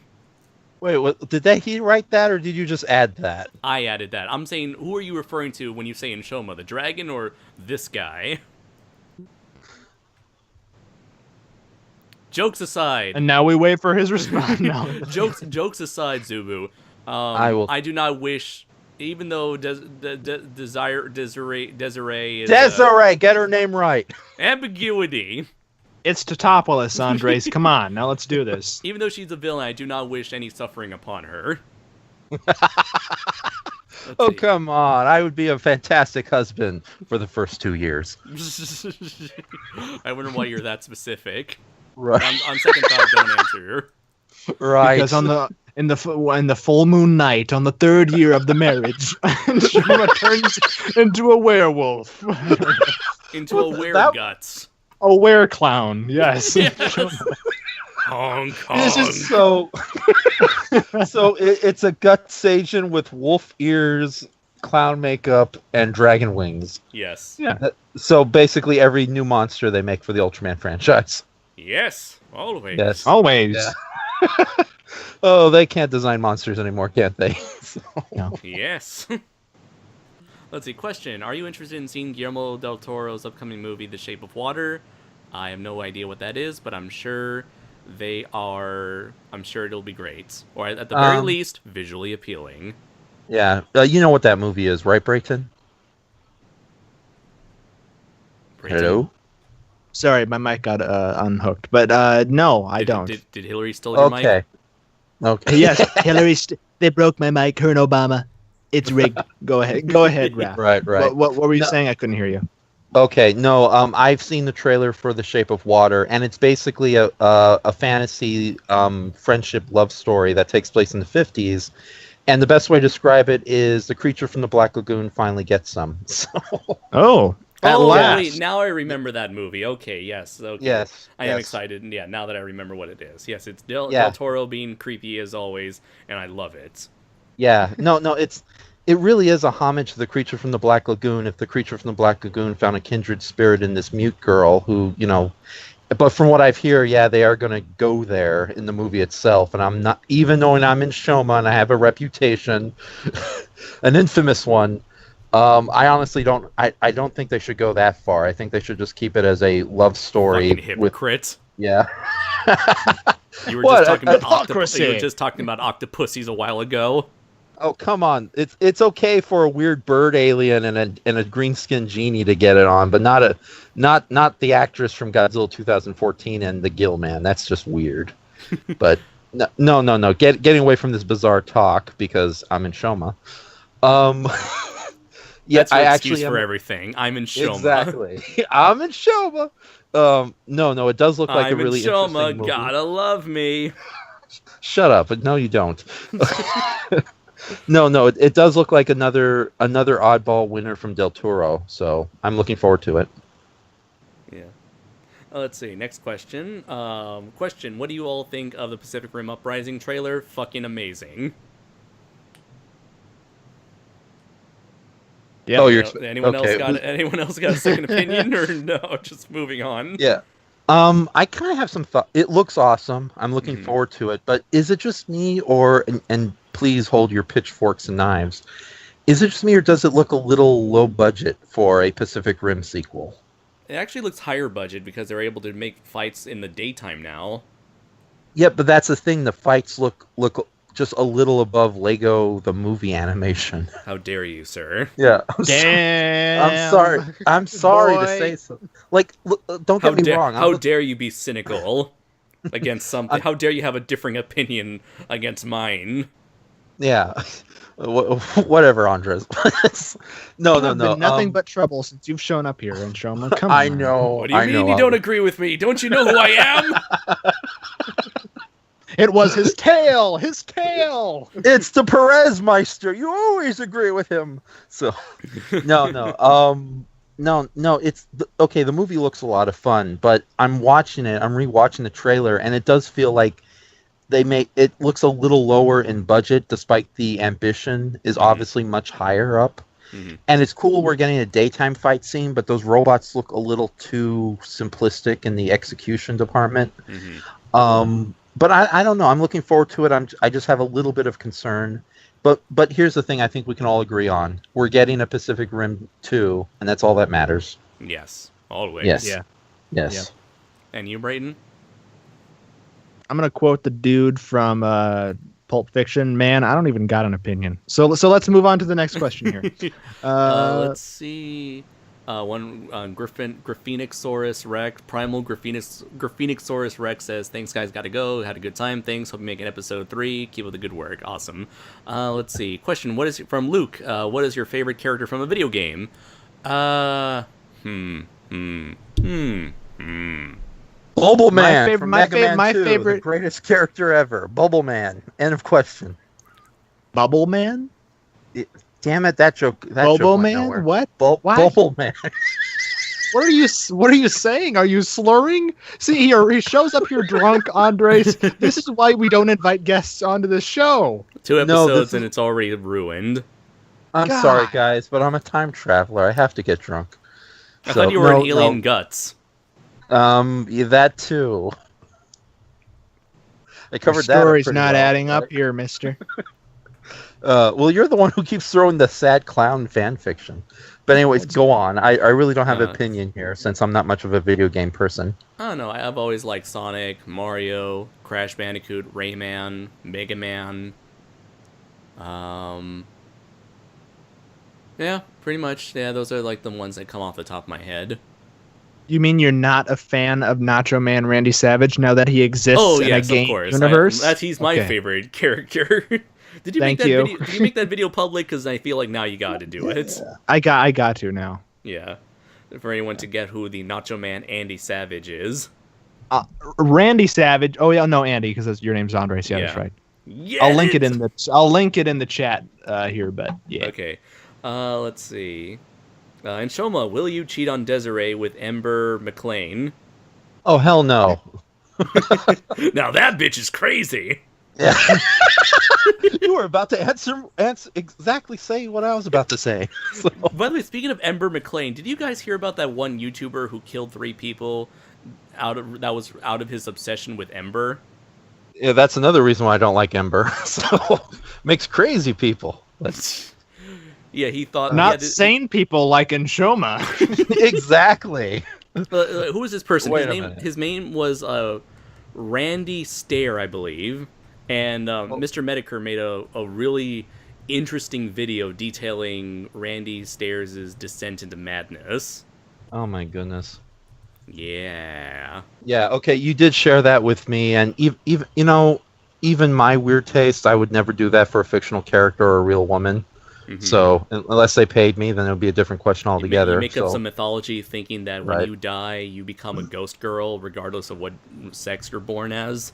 Okay, now that's just stupid, and this is coming from me. So. Yeah. Let's see. Andrew Ascona says, I just came into the stream and I'm both perplexed and blessed by whatever the fuck that is on the screen. That is Guts Alien from Ultra 7. And every other Ultraman show in the last 10 years. Yes. Because for some reason that costume never rots. Right. Damn it, Tuber Eye Productions. Get some money and make some more aliens. Now you see him. Now you don't. If it bothers you that much. Yeah. But now I hope you enjoyed seeing that parakeet alien monster, and hopefully it'll introduce you to a bevy of good Ultraman related material. Let's see. What or else? so says you. I'm an optimist, despite what I may say. That contradicts right. that. Let's see. Question: do you think Mothra will have twin fairies in Godzilla 2? I don't think so. Maybe she'll have twins, but maybe not fairies. Maybe just psychics. 2 Robins? I said psychics, not side. 1 cup. Oh, okay. Let's see. Question: what's your thought on DC upcoming story Doomsday Clock? Elevator pitch. It's the face-off between Superman and Dr. Manhattan. I'm very excited to hear about that. I won't read it for a while since after reading Justice League versus Power Rangers, I never want to read a single issue from DC ever again. So because of all the ridiculous amount of ads, so I'll just read the trade when it comes out. Let's see.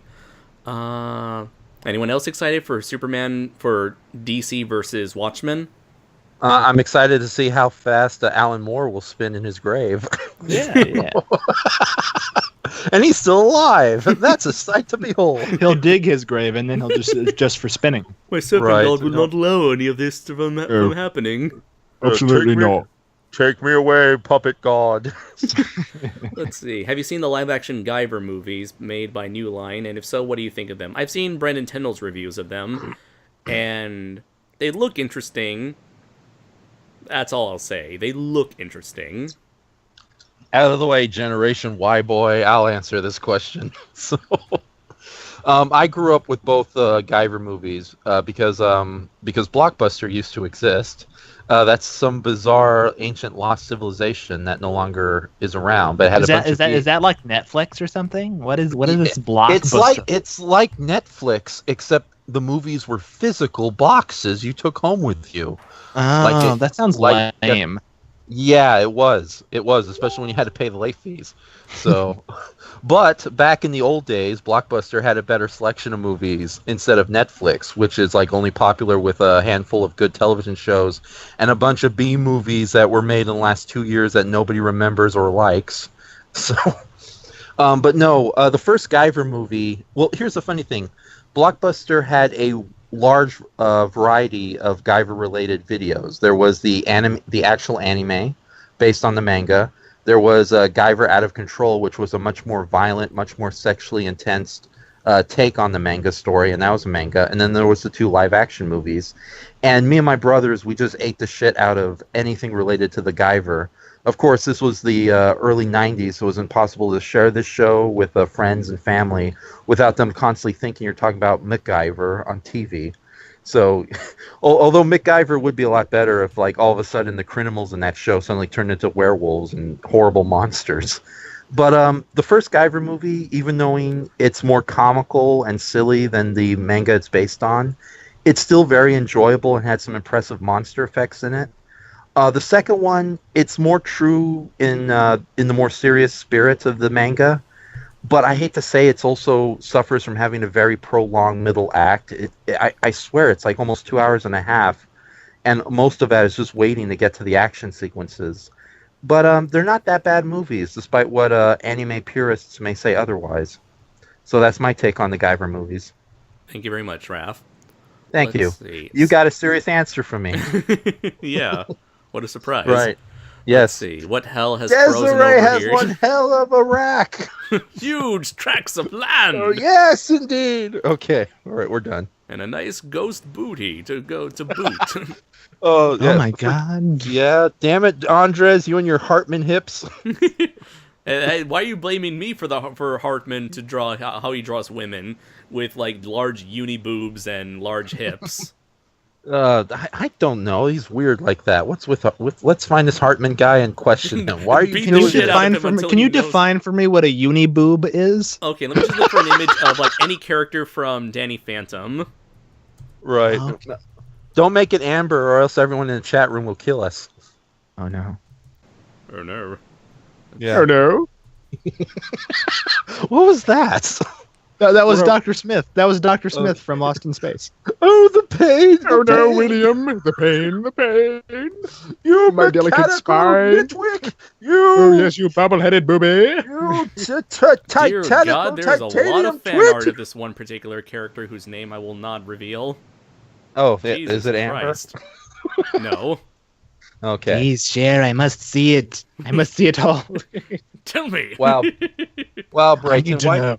why do you always have to ogle all the fictional monster ladies? You're so weird. I would never do that in a million years.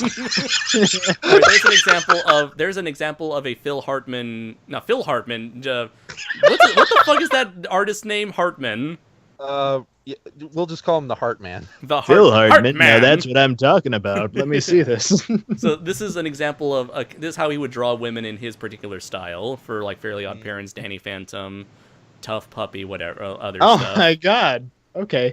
Yeah. What a unique figure. You know, I just Wow. realized maybe that's the reason I like Desiree so much. She's actually drawn like a person. So, So I think the reason why he does the Hartman hips, it's something that I also noticed with Dexter's mom from Dexter's Laboratory, where I guess they're not allowed to draw characters with large busts. So in order to make them more visually pleasing to whoever sick fuck who wants to watch these shows, they focus And all their Shoma. attention on the hips because the censors don't pay Screw attention you, to hips. oh man, it's you know, I don't find gigantic hips all that attractive, especially when they're drawn like this. It's a little off-putting, to be honest. Okay. Let's Yeah. see. Andres, since you're interested in cartoon reviewers, have you heard of Animate Ball? He's formerly the YouTube pooper and Mr. Mobro Studios. No Sci-Fi Dragon. The two cartoon reviewers I would watch are Pan Pizza from Rebel Taxi and Mars Reviews. Sci-Fi Dragon, are you drunk? Because I don't understand that last line. So- Let's see. Question: has there been a video game? oh my that you, goodness, Sci-Fi Dragon is a time traveler. Has there been a video game From that you? Wyoming. The aliens, you gotta watch out for the Boltons. They made me yeah, drunk. Watching the skies. They're coming in saucers. They're here, like they're cigarettes. Yeah. Andres just has his hands on the TV. They're here. Let's see. Question from Luke: has there been a video game that you want to play? Tech Romancer from the Sega Dreamcast. What is that? A dating sim where you date a giant robot? No. Or no. Okay. That explains why Andres is so... No. No, We Shut just up. found Andres's we're just fetish. friends. But in all seriousness, it's a fighting game where each robot is an homage to a popular robot franchise like Gundam, Getter Robo, Mazinger Z, Macross, and so on and so forth. Whatever. Oh, so it's just Whatever. Super Robot Wars, but they couldn't afford the license. Yes. Oh snap! I'm out of here. Good night, ladies and gentlemen. Let's see. I'm still have here. you seen any video from Illini Guy 34? No, I have no idea who that is. Let's see. Wow, people everyone are- has horrible names tonight. I think that's the theme of tonight's show. Have you guys seen the movie Cool World? Coming from Raph and Shoma. keep going, Andre. Touche, good sir, touche. Have any of you guys seen the movie Cool World? Yes, and I'm fascinated by that train wreck of a film. Yeah. You know, I've only seen it in pieces. I've never seen it in full. So I can't. Is it a good movie or is it a bad movie? Or? No, Okay. God, no. In fact, Oh, so watch, it's watch the It's no heavy metal then. Watch the podcast review for there's a cartoon podcast called Cartoon Lampoon where 3 animators in the animation business actually review movies once a month, and they did Cool World a while back. So it's always amazing listening to them, being animators themselves, critique animated movies. So I It highly should be recommend Uncool World. Oh. Or I Undope World. Yes. I get it. It's a play on words. Zing. See, yeah, zing. Let's see. Question: did any of you guys see the movie Valerian and the City of 1,000 Planets that came out this July? Or no? I was really fascinated by the trailer, but everything I've heard says that it's a huge letdown and a slog to get through. So no. I'm the biggest Fifth Element fan in the world. I still want to see the movie, but sadly, no, I have not seen it myself. So we've all betrayed that film. Yeah. We all deserve to die. We've all failed it. Yeah, It trusted us, and we failed it. indeed. We've buried enough Valerians of the Wayne family. We are Michael Caine at the end of Dark Knight Rises. We're just crying by the movie's gravesite. We But failed you. We didn't spend enough money. We wasted enough money on the Transformers franchise, on the Transformers family. And then we go to a French cafe, and then off in the corner, there's the Valerian cast still alive, drinking tea. All smiling, creepily smiling at you. We're okay. I'm pretty sure I had an experience like that, but it was in Shoma and it was at Denny's, so it was kind of weird. Yeah, You found me. Well, of course, everything at 3 a.m. eating breakfast is weird, so, with or without me. So He was playing peekaboo with me with like a waffle or something. It was really weird and unsettling. hey, those waffles make great face masks. I can't deny it. He cut holes in the Belgian waffle around his eyes, and he claimed that he would become a symbol for his city.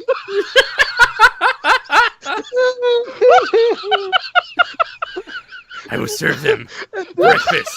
I will become a of waffle. justice. With a side order of syrup. I'm The days of skipping breakfast is over.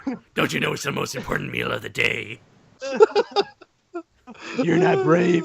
Pancakes are brave.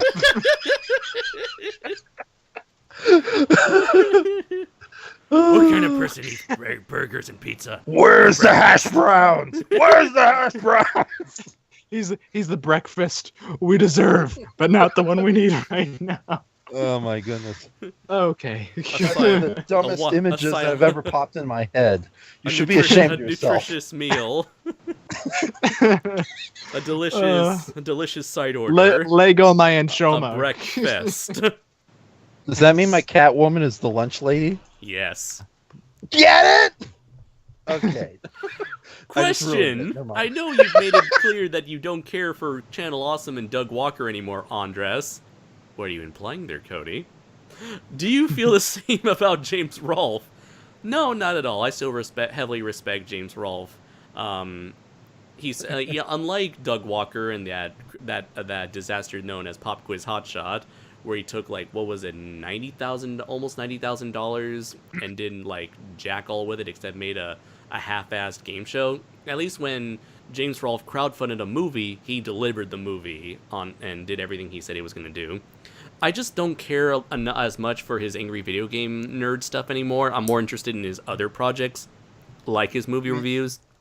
Yeah, Cinemassacre and whatnot. Yeah, because I look at his latest Angry Nerd reviews, usually out of boredom, and I just am not as interested. I mean, I think he feels like the only thing he can do to make his Angry Nerd videos more interesting is if he ups the ante, and I think it was like a bad direction for him, where it's like, oh, I gotta curse more, I gotta scream more, I gotta show more special effects, and it's like, no, it just makes it more tired, more played out, more clear. I feel like he's done everything he can with the character, and so when he tries to go more and more over the top, it just becomes unbearable to listen to. It reeks of desperation.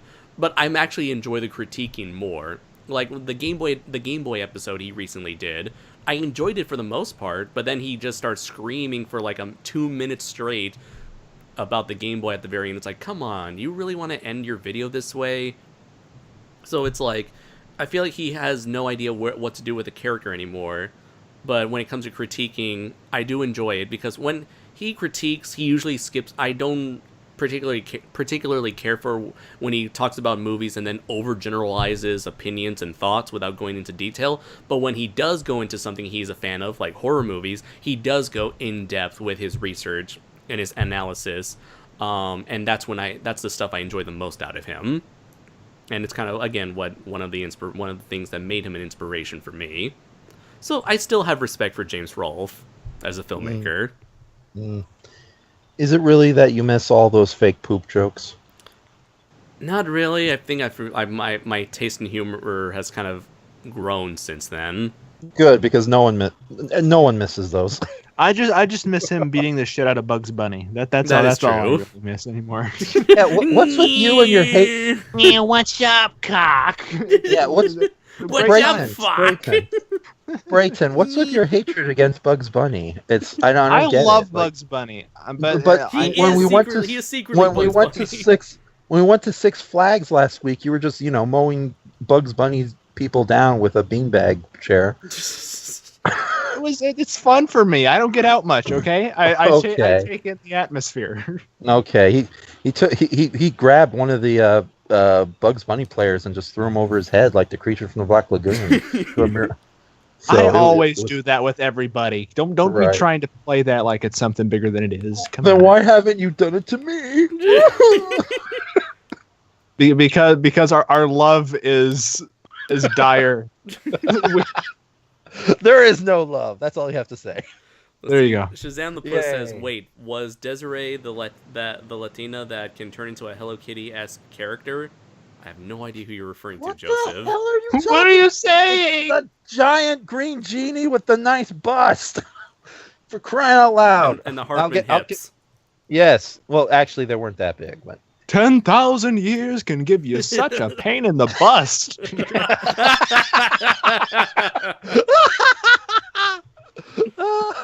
Zubu says, KaijuNoir, who is your waifu? It's a very generic answer, but if there was any one character that I always was infatuated with as a child, it's Jessica Rabbit. And she was my gateway.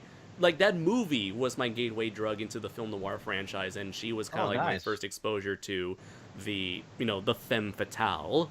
And she's like a very exaggerated femme fatale, both personality-wise and physically-wise. So it's like, ooh!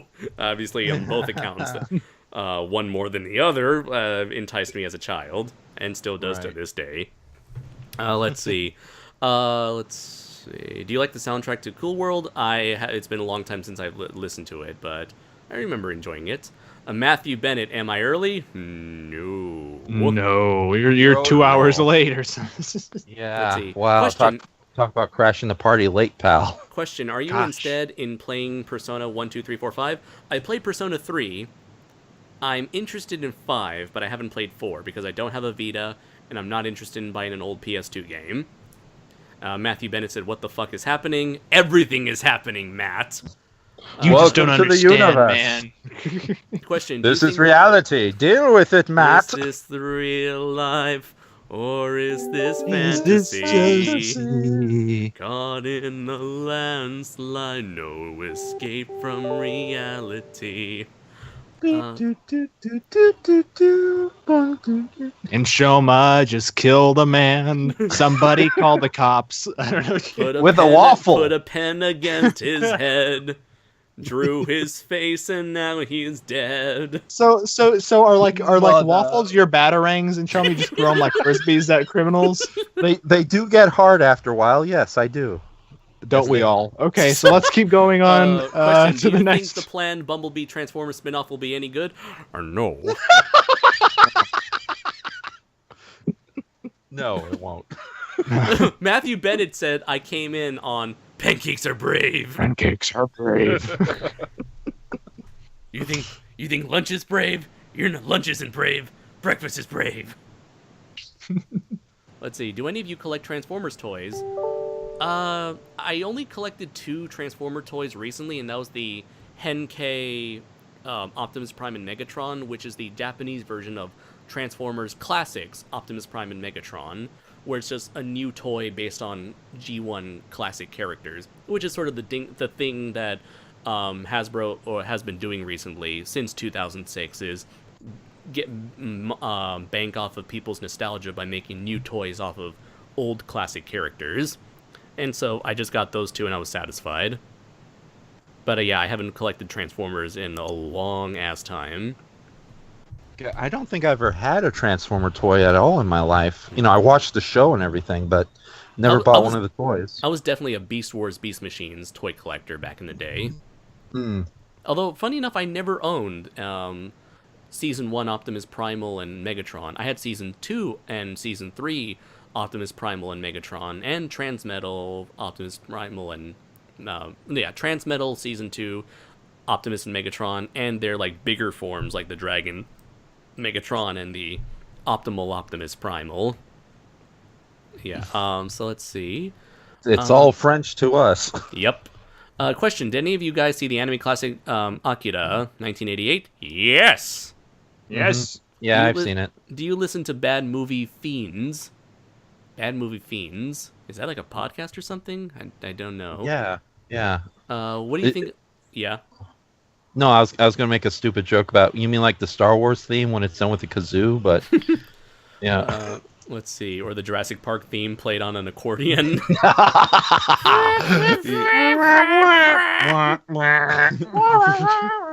What do you think of John Cena's acting skills, and do you think he would make a good Shazam or superhero in general? I'll let Brayton answer this since he's the wrestling guy. Yeah, John Cena as an actor. Okay, confession, I actually paid money to see one of his movies when I was little and really big into wrestling. Oh, you poor man. I know.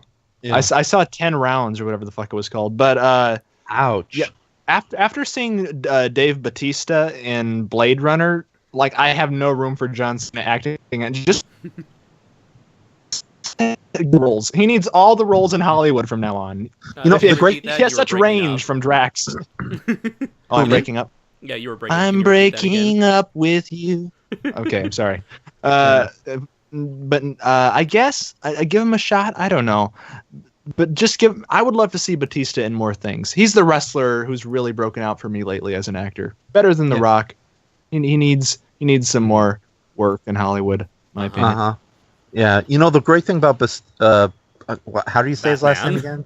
again? Thank you. The great thing about Batman is... Yeah, thank you. Batista. You know, the Yes. great thing about him is when he got the call that he was going to play Drax, the first thing he did was he got himself some acting lessons because he really didn't want to disappoint anybody. So Yeah. that really shows commitment to his job. So, because as we know, wrestling is fake. Bum bum bum. What the fuck are you talking about, man? Get the hell out of here. It's Oh, still real to me, damn it. Oh, come on. They had Macho Man Randy Savage fighting a bunch of putty patrollers, and he won. I don't think that's real. Sounds about right to me. Sounds right to me. That's how it works. In my twisted philosophy, it is good. Yes. Let's see. I think we'll go on for at I'm the least. new Power Ranger. Yeah. Okay. We keep going. Keep Yeah, going. we'll go for. I think we started at on my time. It was 9:30 when we started. So let's see, 9:30, 10:30, 11:30. So we've been around for about 2 hours and 10 minutes, I think. So Ouch. we'll finish at 2.5 hours. So Okay, Let's go I'll- another 10 minutes. well, it's the 40-minute. We're at the 40-minute mark. So let's go another roughly 15, 20 more minutes. Okay. Let's see.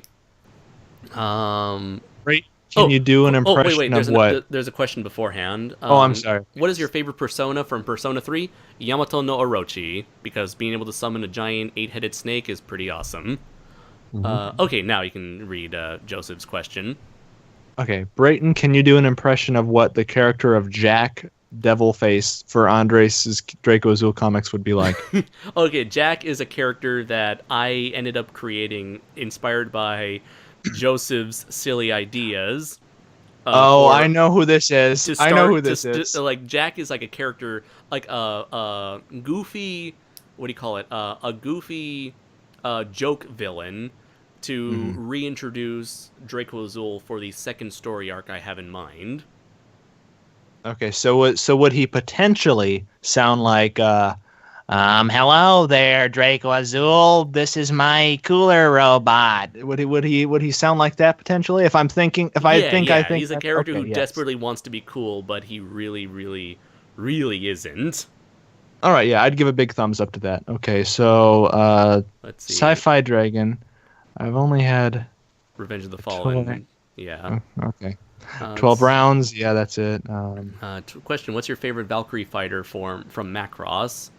I like Roy Folkers. I know that's his Robotech name, but I like this crossbone and the visor on his eye across the robot's face.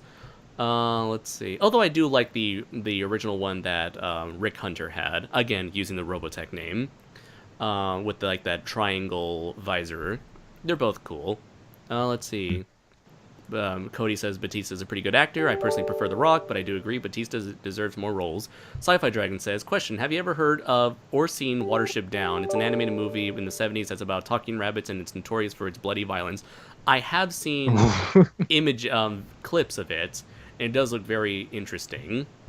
Yeah, sounds interesting. Yeah. Have you seen Watership Down in Shoma? No, but I'm in the same boat as you guys. It looks interesting, so. Yeah, let's see. Oh, god damn it.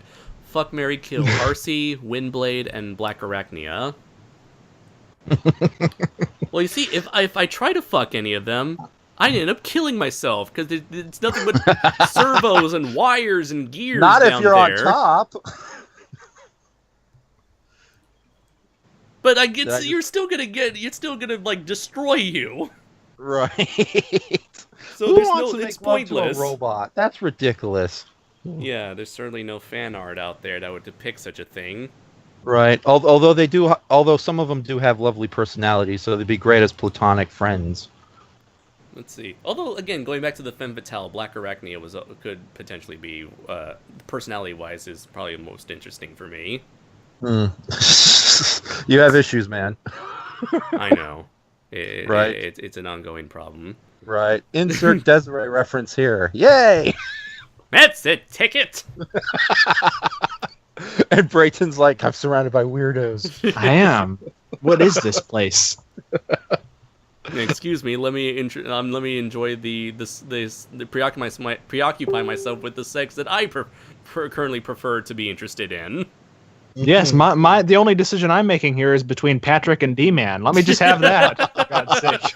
I like to choose to have imaginary boyfriends with normal people, not Right. fucking ghosts and robots and cartoons and God. shit. I need to my. draw more. I just found a new market to exploit. Sexy monster men. Onwards to my drawing pad. Coming soon from Inshoma. You like stone giants, don't you, Brayton? Sexy. I mean, stone who giants? doesn't? Okay. Who doesn't? Okay. Does It's Daimajin, Daimajin but- turn you on? Maybe a No, little. Talos. He gets me Talos. rock hard. Shazam the puss. It's Joe- a pun. Get it? It is, huh? Joke question in Shoma. What's your opinion on sexy Philip? Oh, for fuck's sake, this question. You foolish idiot! They're okay. What's your opinion on sexy Filipinas in Shoma? It's my opinion on everything that's sexy. Yes, always. Yeah. do they have the things with the boobies with and the things and the craziness and the hello, Mr. Minister, Prime Minister, Poison? You two are taking this to a weird place. I can't believe I'm on this podcast with you perverts. So insert Desiree reference here. Do they got the things that makes them women, the women's that with makes the the hey women's? If so, then yes, I like them all. Lacing with the hying and the hying. All right. Move on. Let's see. Anyone here like any of the Hellraiser movie films? Never watched them. Yeah, same here. No. Okay, I'm finally. I never watched them. I don't mean that I don't like them. I just haven't seen them. Yeah. I'm not a big horror movie fan, especially horror movies of the more recent bloody era, but I might give the first two a try. I heard those two movies are really good, especially if you're a Lovecraft fan like myself. Okay. Let's see.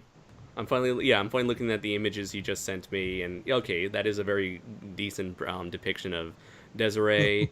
That cosplay looks absolutely amazing. And yes, I'm seeing that image of Desiree right there being giant size, which I'm sure turns you on through unimaginable levels. For crying out loud, I'll take anything. You know me by this point. Stop assuming. Do I? Do I really? Yes, I do. Yes, you do. So. Let's see. Question: What is your chance? What is your chance? Do you have against Godzilla in Draco Azul? I don't. What is your? And he spells your as you are. What is your chance? Do you have? I'm guessing he's saying, what chance do you have against Godzilla? What chance does Draco Azul have against Godzilla? Yeah. Who would win a battle? Yeah, Yes. Godzilla or Draco Azul. Out of respect, I would want to make Godzilla stronger than Draco Azul if I ever wrote a story like that. You're gonna whore Draco Azul out for that big green bastard. You're just gonna lay down for laser butt. He's dark gray. He isn't green. And it's Gojira, not Godzilla. It's Gojira, you moron. Yeah. Even knowing that technically both names count, thanks to Toho just loving their international money. I apologize. I meant to say Godzilla. Let's keep moving. We must stop this monster known as Godzilla. Yeah. Let's see. What are you gonna do about it? Because, like, you see, unlike some people with their original characters, I don't want to make Draco Azul the be-all, end-all character. Where I'm not like that girl who made like Zeramis or Xi God of Monsters, who is like the most awesome character in the history of awesome ever and can kick anyone's ass in the entire universe. Because to me, that's not fucking interesting at all. Mm-hmm. To have your character so overpowered that nobody can touch you. What kind of stories can you make out of that character then? Outside of boring power fantasies. Yeah, even a good Superman story has Superman suffering and not being as powerful as people assume him to be. Yeah, and even if he is physically unstoppable, you have to make a story that hits him like emotionally. Let's see. But yeah, that's why I would never want to make Draco Azul like too powerful. Even if he does reach a special power, there's always a cost to it, I like to think. Right. Let's see. Question: Did you guys see Alien Covenant? If so, what did you think of it? I didn't see it. I didn't see it either. Nope. Great. Okay. Question: What do you think is the most underrated movie slasher? Oh, that is a good question. How about the guy from Reanimator? Dr. Herbert West? Yeah. Yeah, he's a pretty good bastard of a horror movie villain. Oh, how about I'm gonna choose Willy Wonka for this one. That is a slasher film. Always the most popular and easy opinion. Sorry. Let's see. If Desiree was Shazam the Puss said, if Desiree was a green girl, who the heck was the character I was thinking of then? I don't know, Joseph. Yeah, man, you're weird. Not like me, Mr. Normal. Excuse me, I've got to attend to my latest drawing. It's Itasis from Power Rangers Mystic Force making out with Desiree. Post that crap, Andres.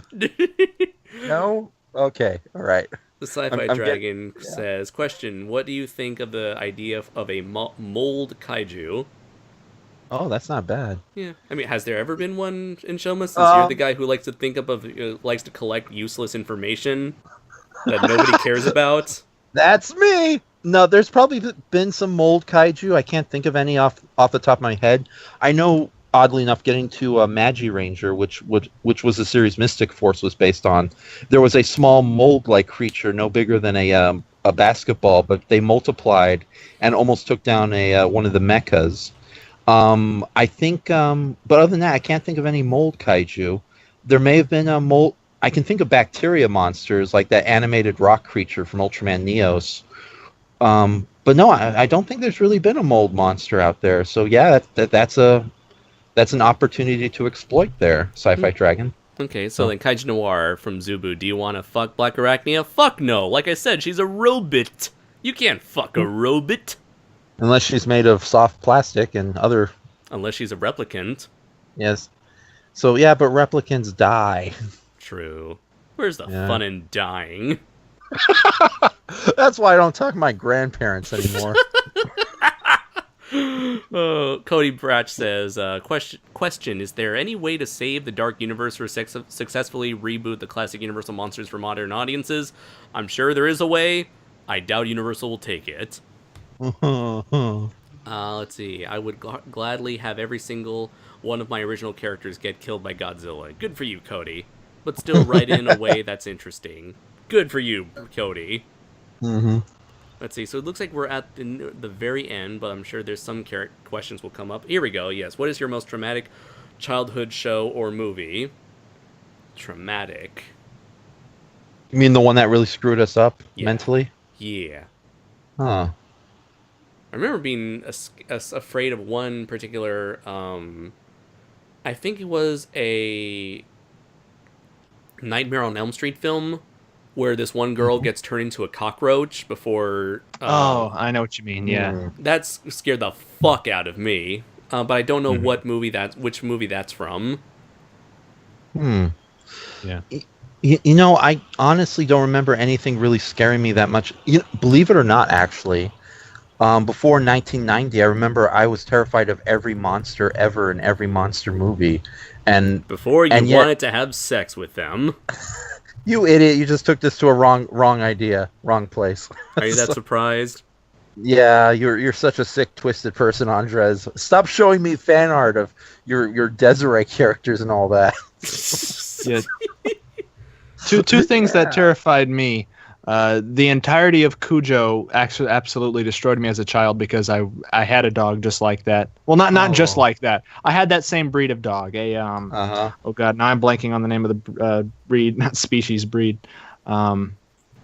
Anyway, that and Andres knows about my weird childhood fear of men in gorilla suits. So don't laugh. There was a I'll remember because I was also really afraid of I was also like really afraid of as a child of the robot monster Ro-Man. Yeah. Me and my brothers had fear that Dr. Zaius would come through the closet door and put us on trial. Well, it was weird because I wasn't afraid. I wasn't afraid at all. I wasn't afraid at all of like actual gorillas. It was men in gorilla costumes, like from the old crappy 30s and 40s, horror movies and everything. Right. And there's a movie called pretty fearsome. You gotta admit. They are. Yeah, they're like really creepy looking. Yeah, Gorilla on the Loose or Conga. That's not a friendly gorilla. Yeah. But there's a scene in this 30s movie called The Ape with Boris Karloff, where Karloff is like this doctor and everything. And there's a scene where the gorilla's the gorilla's loose. He got loose from the local circus, where I believe you work part-time in Shoma. And he sort of snuck up, and there's a scene where he's creeping inside. He's creeping from outside the window and looking in at Karloff in his laboratory.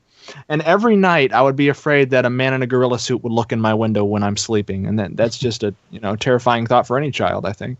Yeah. Speaking of bizarre things that we're terrified as a kid, but on retrospect, it is a little on the funny side. No offense, Brayton. I honestly don't remember this in my own memories, but my parents swear that when I was a little kid, I was completely terrified by the opening to America's Greatest Hero because of the flying. Whenever the flying effects came in and the lead hero was like zooming straight into the camera with that intense green screen effects, they swore I ran out of the room screaming my head off, like an old timey movie audience watching a train coming at them. Believe it or not, and Shomo's walking on air. No, he's running out of the rooms. The greatest American waffle hero in Shoma.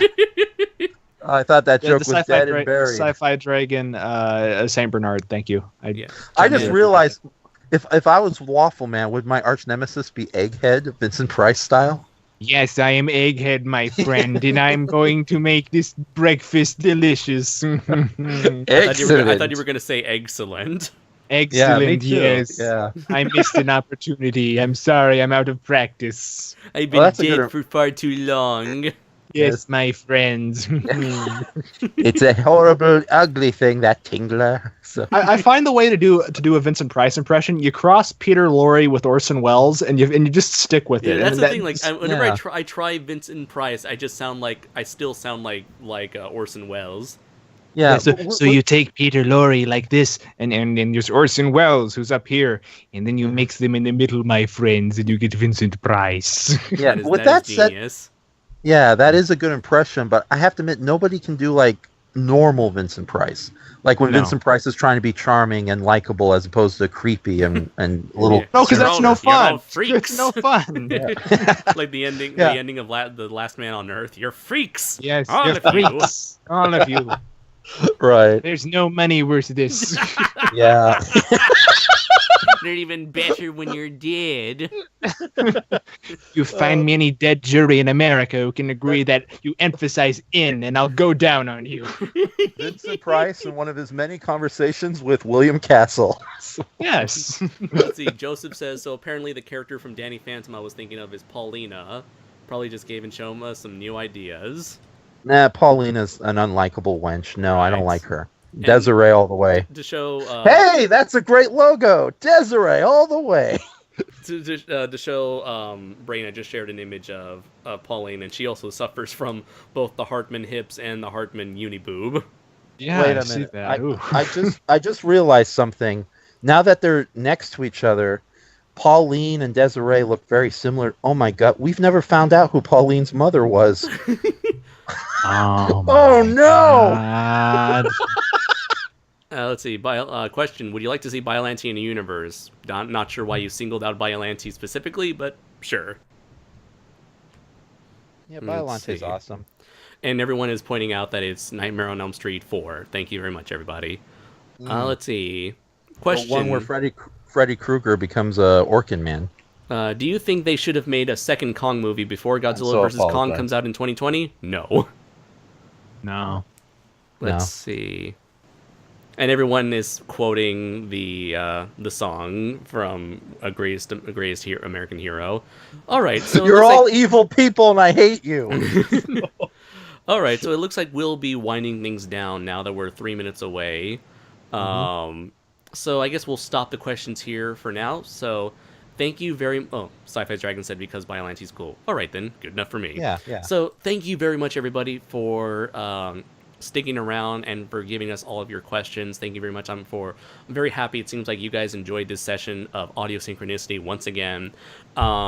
We had roughly around 10 to 13 people in our audience who were watching this entire time, so it makes me so happy to know that we were able to keep a consistent audience for this much time. And yeah, especially with these sad clowns talking.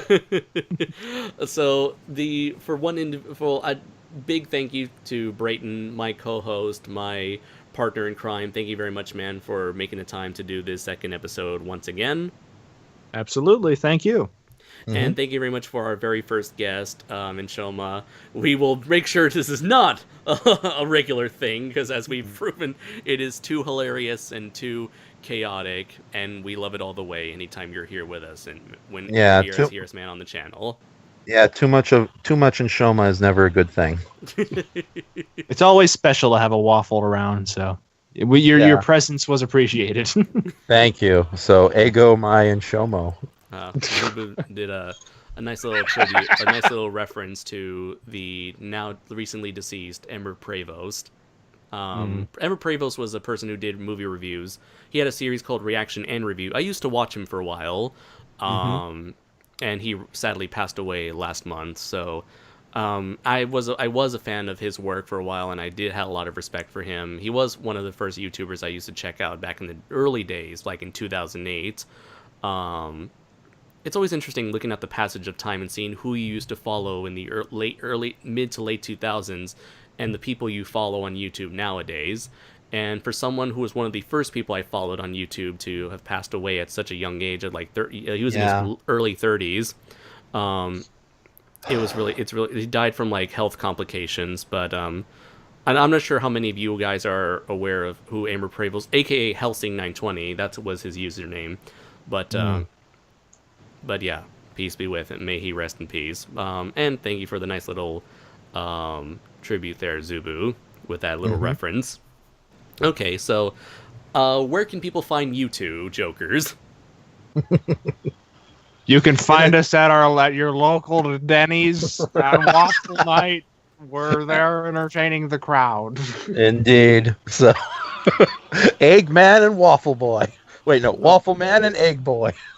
Yes, we'll work this all out. Right. So, you go plug yourself first. I'll go second. All right, I'll go plug myself later. So for the time being, you can find me at Brayton Connor on YouTube. I'm going to be doing a series with Andres in the near future called VCR, where we talk about films of the 80s and 90s and chronicle them year by year, and it's going to be a whole lot of fun. You should come see it when it happens. And then I'll be a guest on the upcoming 2 episodes of The Sons of Sarazawa, which is going to be a Halloween extravaganza, my friends. And you can check out, editing work here and other places too. So keep an eye out. Indeed. Always. Yes. Yeah. Okay, you can check out my artwork on Inshoma at deviant.com.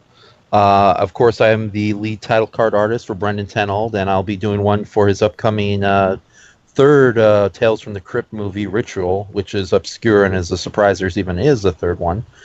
I also have a blog in Shoma Corner, but I haven't updated that in ages, but I hope to change that very soon. Of course, my official Facebook page is in Shoma Lives, where I just post whatever the hell I want. And as far as YouTube projects go, I'll be posting up a Thunderbirds is Go podcast, my own thoughts on the show, a sort of Thunderbirds are Go 101. I'm going to finally get off my procrastinating behinder and get the second episode of Review All Monsters up and running. I will probably be doing a very special movie review, first impressions with Andres over here, connected to a certain franchise that we both have complicated relationships with.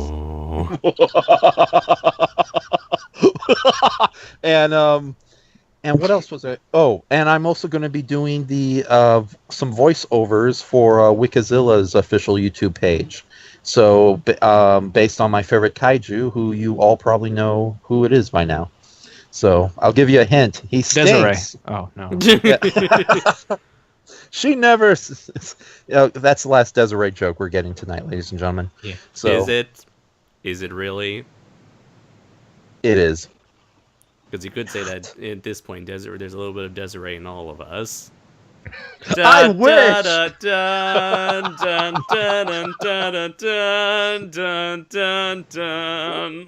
Why the Godzilla vs. Mothra music? I thought you were doing the Honeymooners. Because that's Godzilla 2000, the ending of Godzilla 2000. Oh, right. That was a terrible choice. Like, what the heck were the American distributors thinking? But no, those are my projects. Currently working on several commissions, including one for Andres' big Halloween show coming up. Mm-hmm. And that's pretty much it. I got nothing else to say other than thanks for having me here, both of you guys. I enjoy the Waffle Man reference. I'm gonna draw that somehow. I'm gonna download this and like make a tribute, like a Dark Knight. I'm gonna put the Dark Knight theme behind it. Dun, dun, dun, dun, dun, dun, dun, dun, dun. If I give you a sketch of Waffle Man, will you accept it? I will. Okay. All right. And also a big shout out to everybody in the chat who is more than willing to give me questions too. Also, screw you all for the the greatest American hero references. So I'm tempted to do an illustration where it's the lead character from that show attacking Shoma, and Shoma's running away like a stereotypical housewife to a mouse. Mm-hmm. You know, I'm really glad. I've talked about this in private with Brayton. How I'm very glad my fan base is small enough to the point where it's like my fans know when I'm being serious and when I'm not, because we say a lot of stupid shit on this live stream and on many live conversations in the past. And I'm glad the majority of this fan base is awesome enough to know when I'm being serious, when I'm not, and not to, because I'm always afraid that you can take something I say out of context and make it out to be a very horrible thing.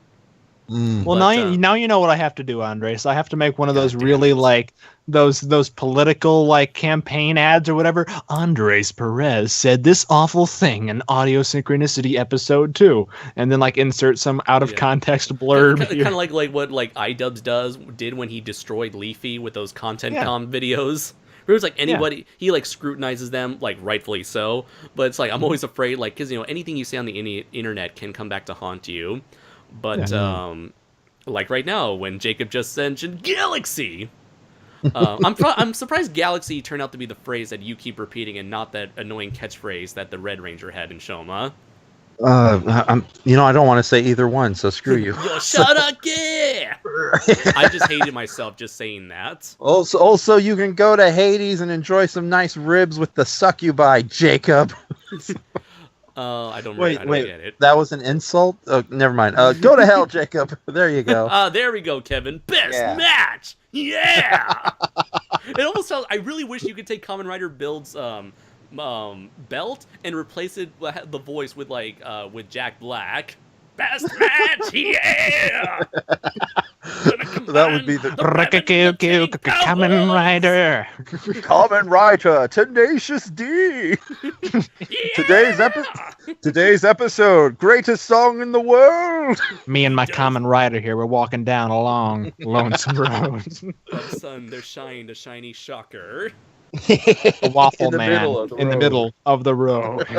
And he said, "Make the greatest henshin of them all, or I'll eat your soul." Soul. All right, so thank you very much, everybody, for being with us. You're an amazing audience. I love you all. I appreciate all the love and support you have given this channel over the years, and we are glad that we were able to entertain you for roughly 2.5 hours. And so we'll see you again next time, hopefully during this year's Shoewatch Halloween live stream, where we will hopefully have a longer show, more guests, a variety of topics. It's just going to be all questions, all Q&As. So it's that's hopefully gonna be the thing that'll make it separated from Audio Synchronicity. Just a lot of crazy, awesome Halloween fun. So we'll see you then, live stream wise. Until then, take care, everybody, and we'll see you all in the future.